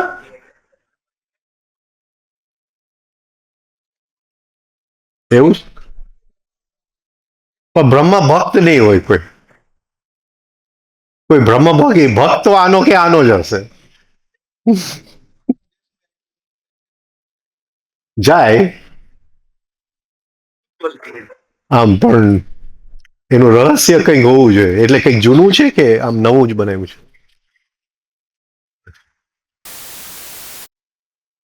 પુષ્કરની અંદર. અચ્છા. મને ખબર નથી.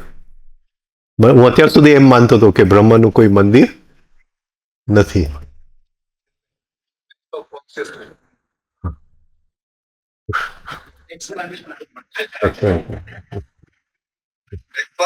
Expansion of consciousness.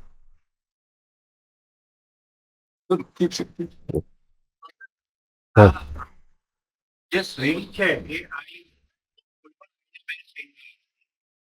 ને પેર્સ ઓફ આઈસ શોધો જેની વચ્ચે સ્વિંગ છે. એટલે આપણે એક વાત કરી કે ઇરિટેશન અને ગિલ્ટ, ઇરિટેશન અને ગિલ્ટ એ એક પેર છે. એવી રીતે ઘણા આમને વાત કરી લવ અને હેટ, એ બીજું પેર છે. પણ જે સમજણ છે એ મોશન ની બહાર છે. સમજણ મોશનની બહાર છે. તમે જે લેક્ચર થાય હા, પછી તમે આખી જે પ્રોસેસ કરો પછી એકવાર એક સમજણ આવી જાય તો એક પતી ગયું. તમને પતી ગયું. હવે દુઃખનું કારણ નથી રહ્યું. દુઃખી થવાનું કારણ નથી રહ્યું. next day ફરી મને યાદ આવે તો મને પાછું કદાચ ઓછું ઇન્ટેન્સિટી તો ડોન્ટ નો બટ ફરી રિપીટ. બની શકે, પણ થોડો ફરક તો પડશે ને. થોડુંક સ્પાઇરલ ઉપર ચડશે. હવે એવી રીતે તો યાદ નહીં આવે. થોડુંક સ્પાઇરલ ઉપર ચડે એટલે આમ સર્ક્યુલર દેખાય પણ આમ સ્પાઇરલ ઉપર ચડે. એટલે એને એક જગ્યાએ નથી. બોલો, હવે હું લેતો નથી હમણાં, એટલે તમે જ પૂછો. આપણે ઇન્ટેલેક્ચ્યુઅલ સેન્ટર પછી લઈ લેશું. તમારે જે પૂછવું હોય અત્યારે પૂછો. ઓવર. કોઈ પ્રશ્ન નથી. હા,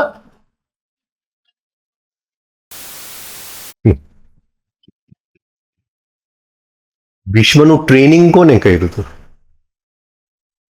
એના ગુરુ હતા, જે ગુરુઓના ગુરુ બૃહસ્પતિ.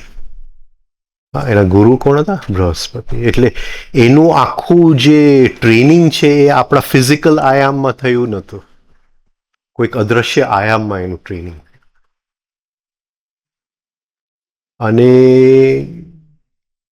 એ જિદ્દી હતા, એટલે છે પ્રતિક, ઈગોનો પ્રતિક, જીદનો પ્રતિક, ઓબ્સ્ટિનસીનો પ્રતિક, રાઈટ?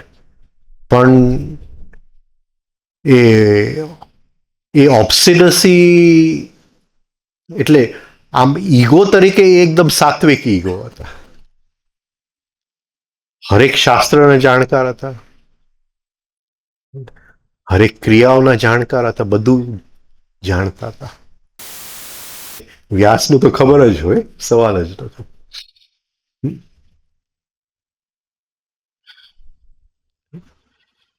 પણ એનામાં આ એક ઓલું હતું, ઓબ્સ્ટિનસી, કે મારી પ્રતિજ્ઞા.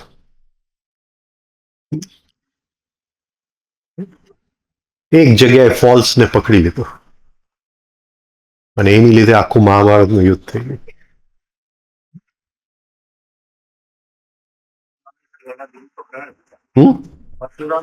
પરશુરામ એના ગુરુ હતા, બૃહસ્પતિ એના ગુરુ.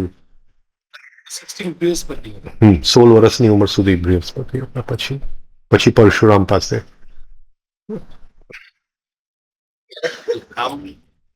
એ છે ને લોજિકલ માઇન્ડ અને ઇન્ટ્યુટિવ ઇન્ટેલિજન્સ માંથી આવેલો ઈગો છે. એટલે એને આમ ખબર તો બધી પડી જાય.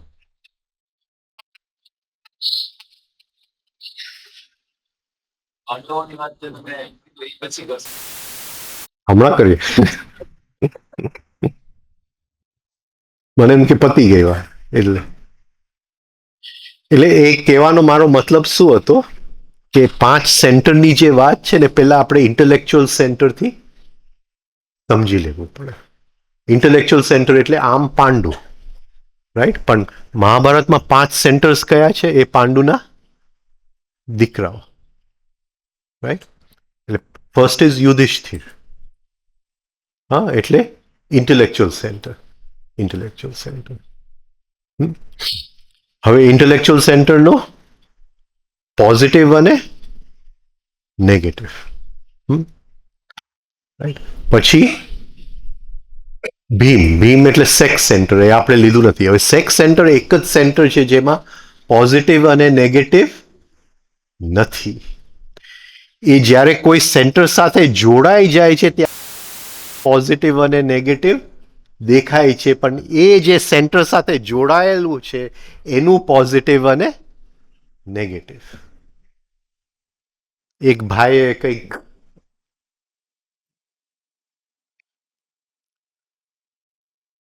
ગુરજેફની ચોપડી જે છે, all and everything, Beelzebub tales to his grandson, ઉપર ચોપડી લખી હશે, એનું નામ નહીં લઉં એ ભાઈને. અને હમણાં ફેસબુક ઉપર ખૂબ જ એડવર્ટાઇઝમેન્ટ મૂકે છે એ ચોપડીની. એટલે એને એક દિવસ કંઈક મૂકેલું કે ભાઈ આ નેગેટિવ થઈ શકે, આ નેગેટિવ. અને ગુરજેફની અંદર સેક્સ સેન્ટરની એનર્જી એટલે 12 કે આ જ્યારે નેગેટિવ થાય ત્યારે આમ થાય. એટલે જસ્ટ મેં એક કોમેન્ટ મૂક્યો કે ભાઈ 12 નેગેટિવ થઈ શકતું નથી. 12 નેગેટિવ થઈ શકતું નથી. હવે હું એમને ન કહી શકું કે તું કન્ફ્યુઝડ માણસ છે, એટલે એને લાંબુ ફેસબુક પર મૂકી દીધું કે તને આ રીતે. પછી એનો જવાબ નથી આપ્યો. મેં કીધું આ ખોટા ઓલા આર્ગ્યુમેન્ટમાં ઉતરી જઈશ.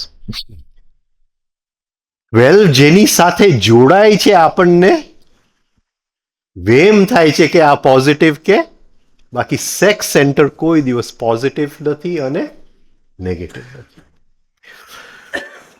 પણ બે સેન્ટર જ્યારે જોડાય છે ત્યારે વચ્ચે કયો સેન્ટર આવે છે? Sex centre. Sex centre. જીવનની બધી જે અનુભૂતિઓ 5 ઇન્દ્રિયોમાંથી આવે છે પહેલા કયા સેન્ટરને જાય છે? ઇનકમિંગ ઇમ્પલ્સ કે ઇમ્પ્રેશન ફૂડ એ કયા સેન્ટરને જાય છે?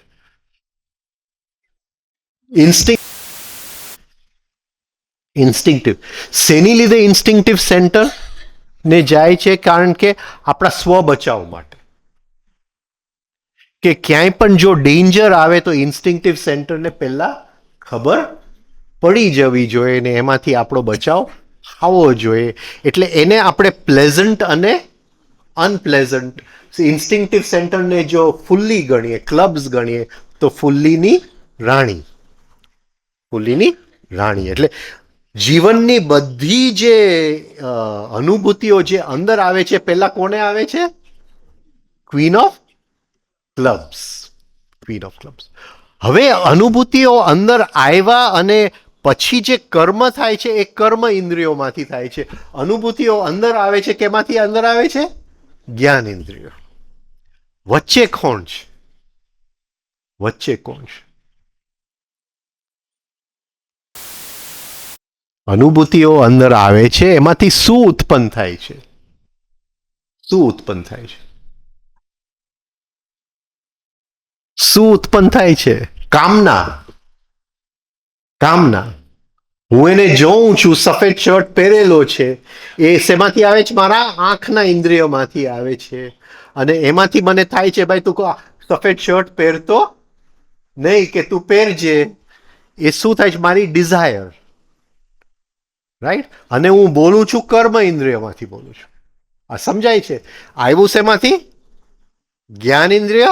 અને બોયલો શેમાંથી? કર્મ ઇન્દ્રિય. બંનેની વચ્ચે શું છે? બંનેની વચ્ચે શું છે? કામના. કામના એટલે કયું centre? Sex centre. Sex centre. આજે જીવનની જે ગતિ થાય છે એને જો એક્ઝેક્ટલી આપણે પકડી શકીએ તો સેક્સ સેન્ટરમાં આવે. એટલે આપણે લેતા નથી. લેતા નથી. રાઈટ. પણ હર ક્ષણે એ સેક્સ સેન્ટર તો છે જ. કર્મ ઇન્દ્રિય અને જ્ઞાન ઇન્દ્રિયોને બેલેન્સ કરવામાં એ સેક્સ સેન્ટર છે. સમજાય છે? આ અંદર આવ્યું અને મને ગુરુના શબ્દ યાદ આવે છે કે પોઝ. એ પણ કામના છે, સેક્સ સેન્ટર છે. એ right use of sex centre છે. પણ એને હું સમજાવી દઉં કે સફેદ કલર ખોટો છે તો એ wrong use of sex centre થઈ ગયું. આ સમજાય છે? છે તો કામના જ બંનેની અંદર. રાઈટ. એટલે આવે છે impression food, incoming impulses 5 ઇન્દ્રિયોમાંથી. Action થાય છે 5 કે વધારે જે કર્મ, જીભને પણ ગણીએ કર્મ ઇન્દ્રિયોમાંથી. અને જે વચ્ચે જે છે એ સેક્સ એનર્જી છે. એટલે એ વચ્ચે જે છે એ સેક્સ એનર્જીને સમજવું બહુ, એમાં પોઝિટિવ પણ નથી અને એ કોની સાથે જોડાય છે? ગમા સાથે જોડાઈ ગયું તો પોઝિટિવ, અને અણગમા સાથે જોડાઈ ગયું તો નેગેટિવ. આ સમજાય છે? રાઈટ. આમ કરવું જોઈએ, આમ જોઈએ છે એની સાથે જોડાઈ ગયું તો પોઝિટિવ, અને આ ન થવું જોઈએ તો નેગેટિવ. કમ્પેરિઝનમાં જોડાઈ ગયું તો નેગેટિવ. આ પકડાય છે.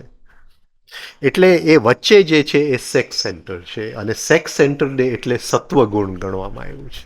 એ ન્યુટ્રલાઇઝિંગ ફોર્સ છે બિટવીન ઇનકમિંગ ઇમ્પલ્સ. હા, એને આપણે એને મટીરિયલ તરીકે લઈએ એટલે પેસિવ ફોર્સ, અને એની ઉપર મારી કામના પ્રમાણે હું એક્શન લઉં એ એક્ટિવ ફોર્સ. પેસિવ ફોર્સની વચ્ચે જે બેલેન્સિંગ છે એ સેક્સ એનર્જી છે, કામના છે. હા.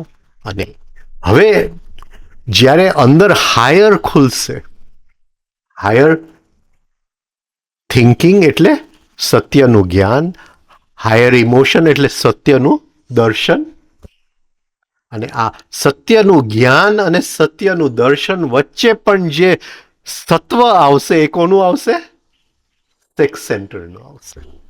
અહીંયા પણ લોઅરમાં પણ એ કામ કરશે, હાયરમાં પણ એ જ કામ કરશે, પણ એ સેક્સ એનર્જીને લોઅરથી હાયરમાં લઈ જવું પડે છે. એની માટે મહેનત કરવી પડે છે એની પાછળ, રાઈટ? એટલે સેક્સ સેન્ટર એટલે ભીમ. એમાં પોઝિટિવ પણ નથી અને નેગેટિવ પણ નથી. ભીમ. પછી પાંડુ 1 વર્ષ આરામ લે છે, રાઈટ? અને પછી અર્જુનને બોલાવે છે. Emotional centre. અને આ બંને ટ્વિન્સ છે જે માદરી માંથી આવે છે. હા, ઇન્સ્ટિંક્ટિવ, મૂવિંગ. વચ્ચે પાછું છે સેક્સ. એટલે સેક્સ થ્રુ આઉટ છે. સેક્સ થ્રુ પણ કામના તરીકે સેક્સને લેવું પડે. કામ. બોલો. એટલે એ 5 સેન્ટર્સનો જન્મ જંગલમાં થાય છે.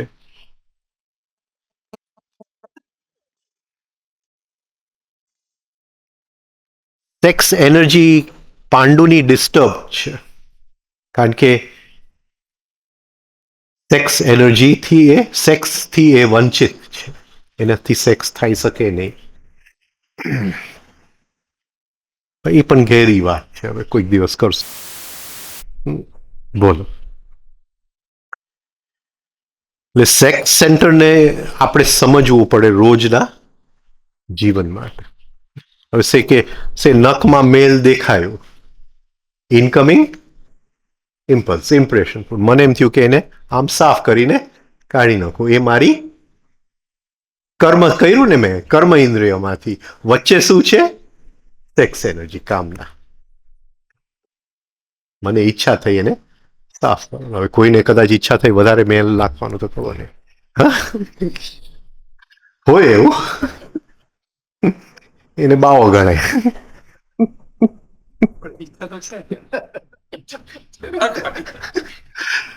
રાઈટ? એટલે આ વચ્ચે ઈ રીતે જો પોઝ જે છે, જે તાવડેજી જેને પોઝ કહે છે, એ પોઈન્ટે આપણે સેક્સ સેન્ટરમાં સ્થિર છે. કારણ કે અંદર કંઈક આવે છે અને કર્મ ઉત્પન્ન થાય એની પહેલા આપણે સ્થિર થઈ ગયા. અને વચ્ચે જે છે એ સેક્સ એનર્જી છે. એની માટે કઈ સેન્ટરનો ઉપયોગ કરવો પડે? Intellectual centre. એટલે આપણે એને યુદ્ધમાં સ્થિર ગણીએ. યુધિષ્ઠિર બંનેની વચ્ચે સ્થિર છે. બંનેની વચ્ચે સત્વ.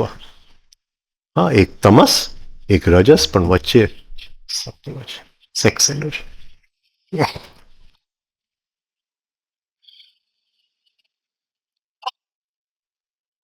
તો સેક્સ એનર્જી કોઈ દિવસ પોઝિટિવ કે નેગેટિવ બની શકે નહીં. એટલે 12 કોઈ દિવસ પોઝિટિવ ન બની શકે, નેગેટિવ ન બની શકે.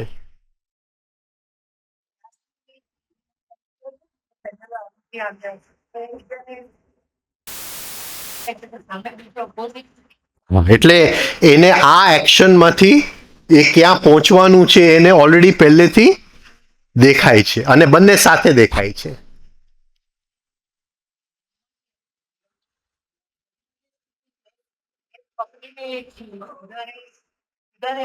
એ વચ્ચે હોય તો જ એને બંને દેખાય છે.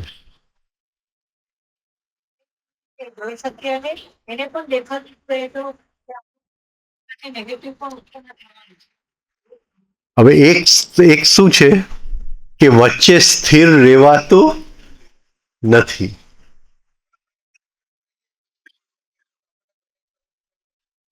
વચ્ચે સ્થિર રહેવાતું નથી. તો શું હોઈ શકે?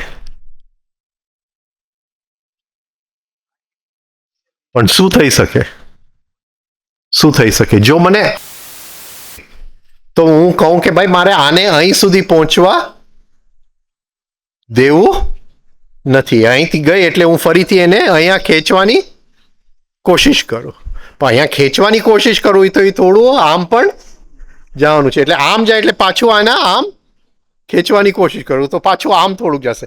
એટલે જીવન જે છે એ કોઈ દિવસ વચ્ચે નથી, એ આમ પણ છે અને આમ પણ છે. જે વચ્ચે છે એને મારે રોટેશન છે, એ મને ખ્યાલ આવી ગયો કે આમ છે તો રોટેશનની દિશા બદલાવી નાખું, એ થોડુંક આમ જાય, ફરીથી રોટેશનની દિશા બદલાવી નાખું, આમથી આમ ચાલવું પડે તો આ છેડેથી ઓલા છેડે પહોંચું. પણ કોઈ કે આ વચ્ચે લાકડીની જરૂર ન પડે અને એ સીધી લીટીમાં ચાલ્યો જાઉં તો એ શક્ય નથી. સીધી લીટી નથી, એ થોડુંક આમ પણ થશે, થોડુંક આમ પણ થશે, આમ પણ થશે. પણ મને એક પછી આવડત આવી ગયું કે એને છેડે પહોંચવા નહીં દઉં. મને ખ્યાલ આવી ગયો, થોડોક ઇરિટેશન આવી ગયું, હવે પાછું ખેંચી લીધું. હવે ખ્યાલ આવી ગયો કે આ જરાક પ્રેમ છે ને એ જરા વધારે પડતો છે જરાક વચ્ચે. હા, જરાક વચ્ચે આવી જાઓ ફરીથી. બાકી આ વધારે પ્રેમમાં જો ખેંચાઈ ગયો પણ લગ્ન થઈ જાય. હા હા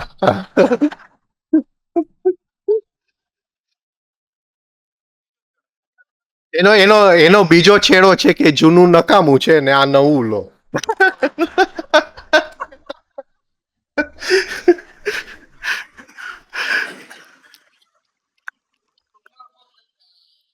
એટલે એ જે ટાઈટ રોપ વોકર છે ને એ વચ્ચે ન ચાલી શકે, એ આમથી તમે જોયો ને સર્કસની અંદર.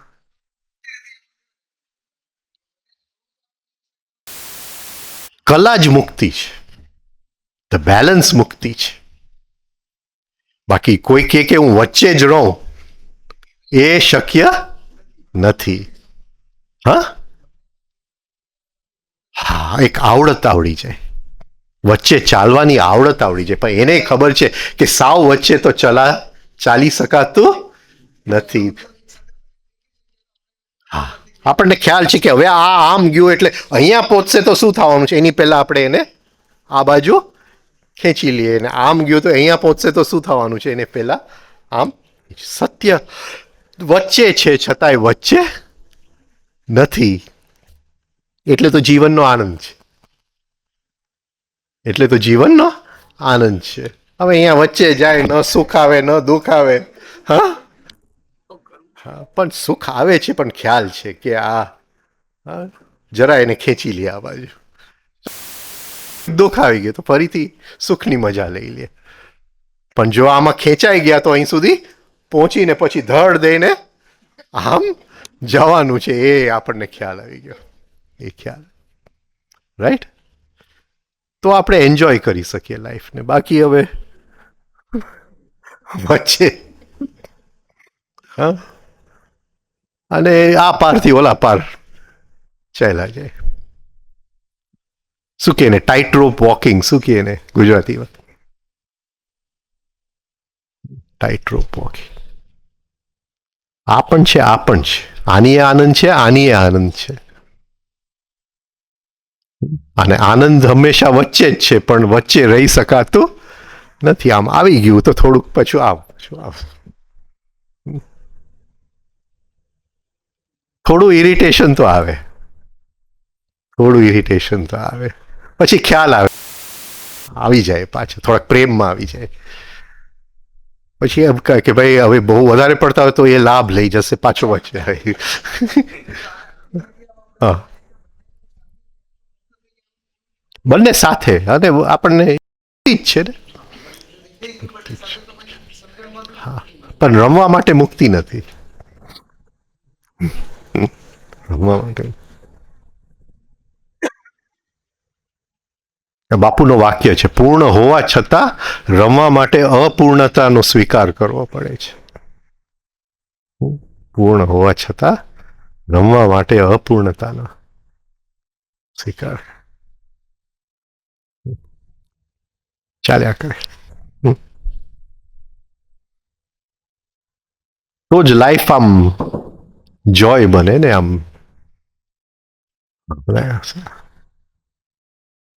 પત્ની સાથે આવીશ કે એકલો? હા, હા, એટલે મસાલાની વાત. મસાલા ક્યાંથી વલ્લાહ મસાલા ચાટ માટે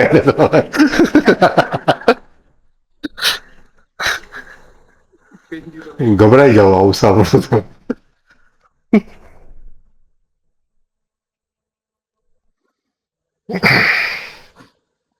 કાલે આપણે ઇન્ટેલેક્ચ્યુઅલ સેન્ટર જરા લઈએ, એના 3 ભાગ લઈ લે, ફટોફટ કરીએ સવારે જરા.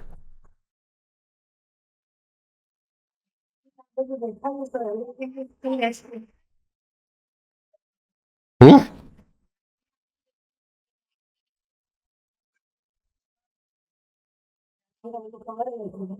હા, છતલા એ વચલો માર્ગ છે. એ પ્રી ડેસ્ટિન છે કે આવતીકાલે હું ઇરિટેશન કરવાનો છું, પણ મને ખ્યાલ છે કે એને હું એ પરાકાષ્ઠા હા નહીં જવા દો, હું પાછું એને ખેંચી લઈશ. મને ખબર છે કે કાલે ફરીથી આવવાનું જ છે. એ પ્રી ડેસ્ટિન છે, એ પ્રી ડેસ્ટિન છે કે હા નવું સિરિયલ આવશે તો મારું અટેન્શન ખેંચાશે. એ તો પ્રી ડેસ્ટિન છે, નક્કી જ છે. હું સમજી ગયો કે હવે ખેંચાય તો જરાક એને આમ ખેંચી પણ શકું છું. એ પ્રી ડેસ્ટિન અને એ પ્રી ડેસ્ટિન છે એટલે આપણે એને સ્ટડી કરી શકીએ છીએ, ઓબ્ઝર્વ કરી શકીએ છીએ. Main is a machine, pre destined, અને છતાંય મિકેનિકલનેસમાંથી મુક્ત થઈ શકે છે. શું વેરાવળ વાળા શું કે છે? એકચ્યુઅલી હવે મારી જરૂર નથી, આ બધા વેરાવળ વાળા 20 વર્ષથી આવે છે. એને બેસાડી દઈએ, પછી બેસી જાય એટલે એ પછી પાછું સીડી વેચવા માંડે.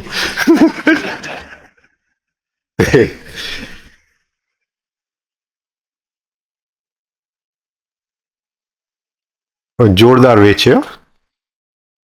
તમે બધા આવી જાઓ, હાથમાં તો આમ ઘા ભેગે આવી જાઓ તમે.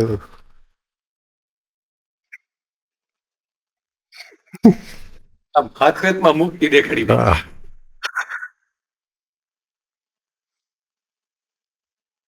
એના જો સેલ્સમેન ન મળે તમને.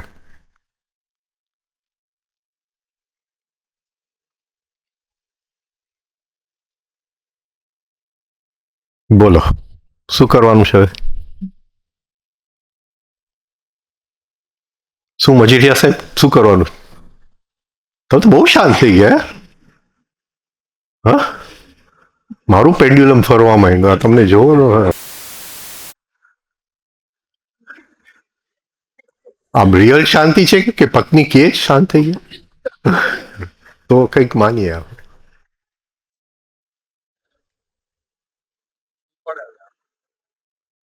એના હાવભાવમાં ન ખબર પડે. આ ટીમરા છે લ્યો, એ હર શિબિરમાં આના વાંક કાઢે. તે આજ સવારથી એના જે ગુણ ગાય છે. હા?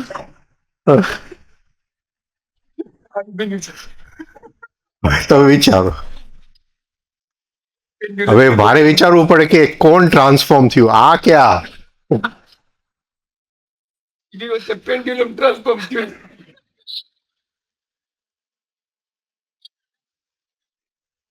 એ કે આ વખતે મનીષે રજીસ્ટ્રેશન કર્યું, આટલા લોકોના ફોન આવ્યા, આ આવ્યો કે એક પણ વખત ઇરિટેટ નથી થયો.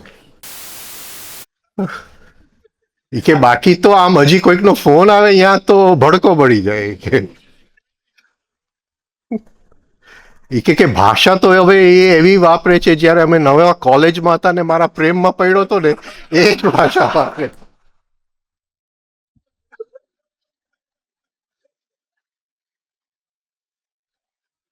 15 મિનિટ આની માટે નક્કી કર્યું છે. બાકી અદ્રશ્યમાં કોણ છે? અદ્રશ્યમાં કોણ છે? બ્રહ્મા. એ એક્સપેન્ડ થઈ જશે એની મેળે. આ 15 મિનિટ કરીશ તો એક્સપેન્ડ થશે ને. તાવડેજી કે ભાઈ 45 મિનિટથી વધારે કોન્શિયસલી 3 સ્ટેપ નહીં કરતા. શું કામ? કે એને ખબર છે બાકી એક્સપેન્ડ થઈ જશે. બરાબર. એક્સપેન્શનનો ટાઈમ આપો. ફેઝ એક્સરસાઇઝ 48 કલાકે કરીએ, 24 કલાકે કરીએ તો એને એક્સપેન્શનનો ટાઈમ જ ના આપે. જે એક્સપેન્શન છે એ અદ્રશ્ય છે.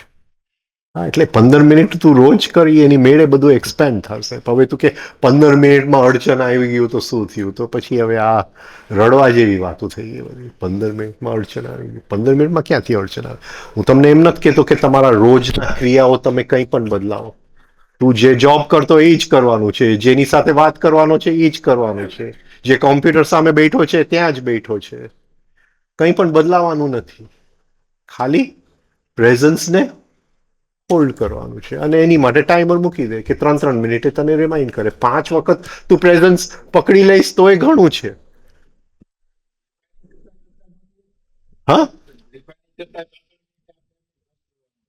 હા હા, એ ગમે ત્યાં કરો, દાલ ભેગી ઢોકળી કરો, હોલ્ડ કરો.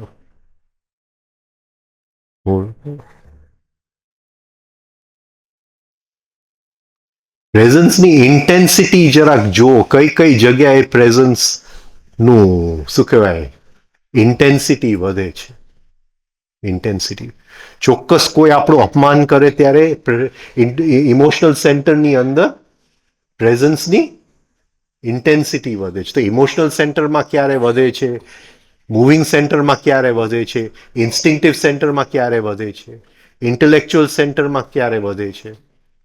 અને તમે જોશો ઇન્ટેલેક્ચ્યુઅલ સેન્ટરની અંદર પ્રેઝન્સને હોલ્ડ કરવું બહુ જ મુશ્કેલ છે. ખેંચાઈ જશે બીજા સેન્ટરની અંદર.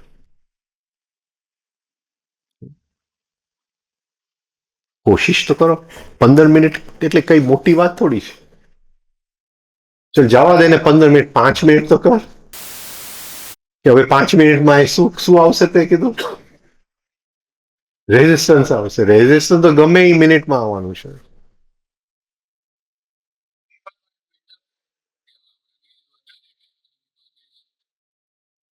તો આવી આપણે અંદરથી રિલેક્સ્ડ હોય કે શું રેઝિસ્ટન્સ આવીને શું આવવાનું છે. તે લગ્ન કર્યા, પત્નીથી વધારે કઈ રેઝિસ્ટન્સ આવી શકે તું વિચાર કર. હવે તું બીજા બધા રેઝિસ્ટન્સ ને તું બાજુમાં મૂકી.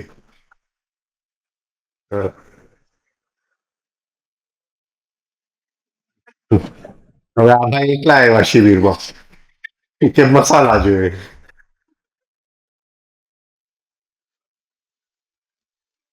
રેઝિસ્ટન્સ નડ્યું એને. હવે એના ઘરવાળીને ફોન કરો, ભાઈ મસાલા શોધે તો રેઝિસ્ટન્સ આવે એના લાઈફમાં.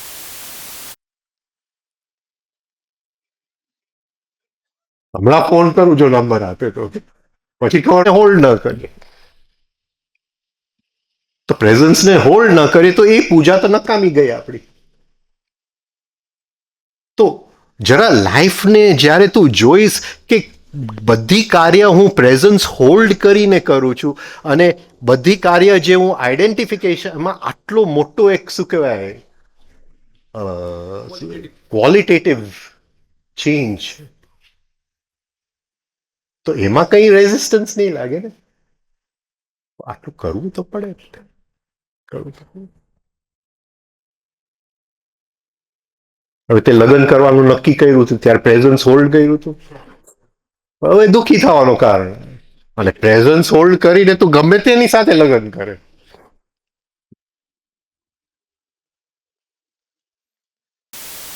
પ્રેઝન્સ જન્માક્ષરથી મુક્ત છે. એક જ વસ્તુ જન્માક્ષરથી મુક્ત છે. શું? પ્રેઝન્સ. એ જન્માક્ષરનો દ્રષ્ટા છે.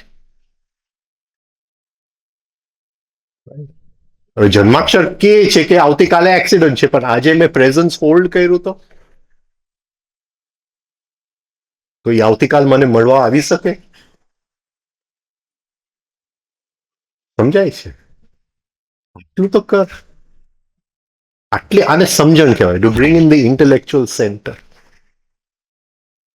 કંઈ પણ હું કરું છું લાઈફની અંદર એ પ્રેઝન્સ સાથે કરું છું અને પ્રેઝન્સ વગર કરું છું. અને ઇવન આ તો જવા દે, આ તો મોટા પ્રસંગો, પણ નાની વસ્તુ છે. તું તારા કબાડમાં કંઈ ગોઠવતો હોય અને પ્રેઝન્સ સાથે ગોઠવીશ અને જ્યારે એ વસ્તુનો તું ફરીથી ઉપયોગ અને પ્રેઝન્સ વગર ગોઠવીશ અને એ જ વસ્તુનો ફરીથી ઉપયોગ, તને ત્યાં પણ ક્વોલિટેટિવ ફરક દેખાશે. તું આને ખાલી કબર્ડમાં પ્રેઝન્સ સાથે તું ગોઠવીશ ને, જ્યારે આને તું ફરીથી ઉઠાવીશ, આ તારી સાથે બોલશે, એ જીવંત થઈ જશે. આ તું પકડે છે હું શું કહેવા માંગુ છું? બાકી તો આ તો એક મરેલું કાગળ જ છે, મૂકી દીધું અહીં. હવે પાછું મારે લખવાનું, લખી લીધું, રાઈટ? ક્યાંય પ્રેઝન્સ નથી, પણ આને મૂક્યું, પ્રેઝન્સ સાથે મૂક્યું. સમજાય છે? અને જ્યારે તું આ ફરીથી ઉઠાવીશ ને, એ પ્રેઝન્સ આવી જ જશે એ વખતે. આ તને યાદ કરાવશે કે ભાઈ પ્રેઝન્સને હોલ્ડ કર. કારણ કે તને એ સેલ્ફ રિમેમ્બરિંગ આવશે કે જ્યારે આ મૂકેલું હતું ત્યારે મારું પ્રેઝન્સ હતું, અને તું આ બેહોશીમાં ઉપાડવા જાય છે, એ તને કહેશે પ્રેઝન્સ. કારણ કે એની અંદર તે એક શું કહે, આપણે એક નહીં, આપણે જે ઓલા માળાની અંદર પ્રેઝન્સ આપણે ઇન્વેસ્ટ કરીએ એક એક મંત્ર બોલીને, એવી રીતે તે એની અંદર મંત્ર, પ્રેઝન્સનો મંત્ર બોલીને તે એને મૂક્યું છે, પોરવી લીધું. તે એની અંદર પ્રેઝન્સ પોરવી લીધું.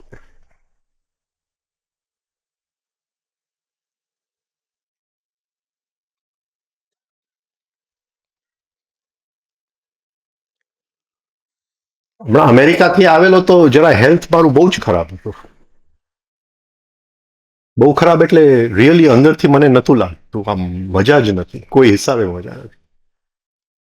એટલે હું સવારે ખેતરમાં જાઉં અને અમુક અમુક ઔષધિઓ તોડું અને ઉકાળો બનાવીને પીવું. એટલે પહેલી વસ્તુ પ્રેઝન્સ, પ્રેઝન્સ. અને મને આમ ખ્યાલ આવે કે એ મારી સાથે, અને જે છેલ્લા 2-3 મહિનાની અંદરથી જે હેલ્થનો ફરક પડી ગયો, એમાં કોઈ દવા નથી, તું સમજે છે? પણ એક પ્રેઝન્સની શું કહેવાય, મને વેલ્યુ આવી ગઈ. પ્રેઝન્સ.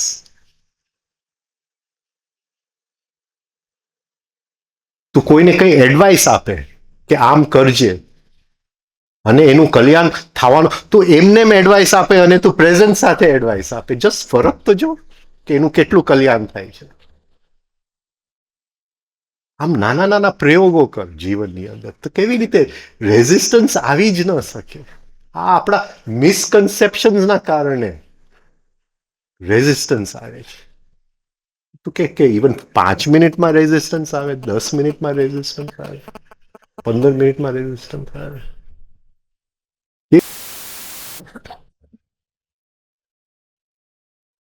નાની વસ્તુ કરને તું, એક ચલ જવા દે 5 મિનિટ ને 10 મિનિટ 15 મિનિટ, તું રોજ તારું બ્રશ તું વાપરે જ ને દાંત સાફ કરવા, તું નક્કી કર આજથી કે બ્રશ હું કરીશ ત્યારે પ્રેઝન્સથી બ્રશ કરીશ. આટલું કર ને.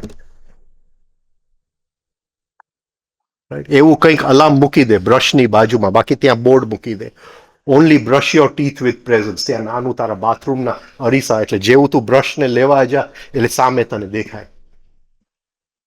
એટલું તો કરી શકે કે ન કરી શકે? કે એમાંય રેઝિસ્ટન્સ? બાથરૂમમાં કંઈક ધુમાડો થયો ને ઢંકાઈ ગયો ને મને વંચાયું તો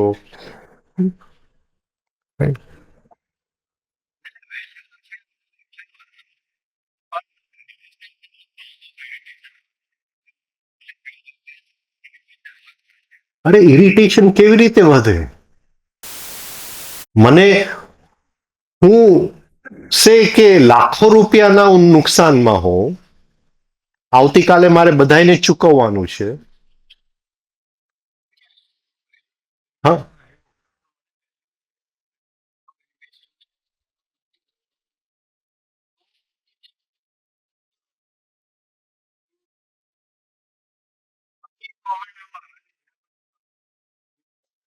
તો તું પ્રેઝન્સ હોલ્ડ નથી કરતો, તું પ્રેઝન્સ વિચારી રહ્યો છે.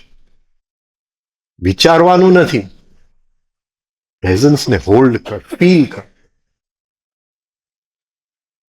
કે ત્યાં કોઈક છે, ત્યાં કોઈક છે. હોલ્ડ કર. એક વ્યક્તિ છે, જેમ તાવડિયાજી કે એ બ્લેક ફ્લેમ તમને ટચ કરતું હોય એવું તમને ફિલિંગ આવવું જોઈએ. એ તમને અડી રહ્યું છે, એ બ્લેક ફ્લેમ. ખાલી બ્લેક ફ્લેમ જોવું નહીં, ટચ કરી રહ્યું છે, એ ત્યાં કોઈક છે. એ બીજું શું છે? બ્લેક ફ્લેમ એટલે પ્રેઝન્સ.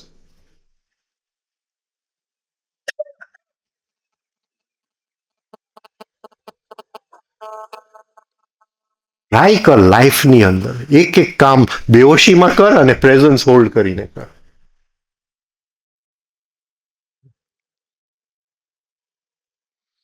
બોલો હવે ઉઠીએ. હા, સવારે રિફાઇનિંગ માટે મળીએ.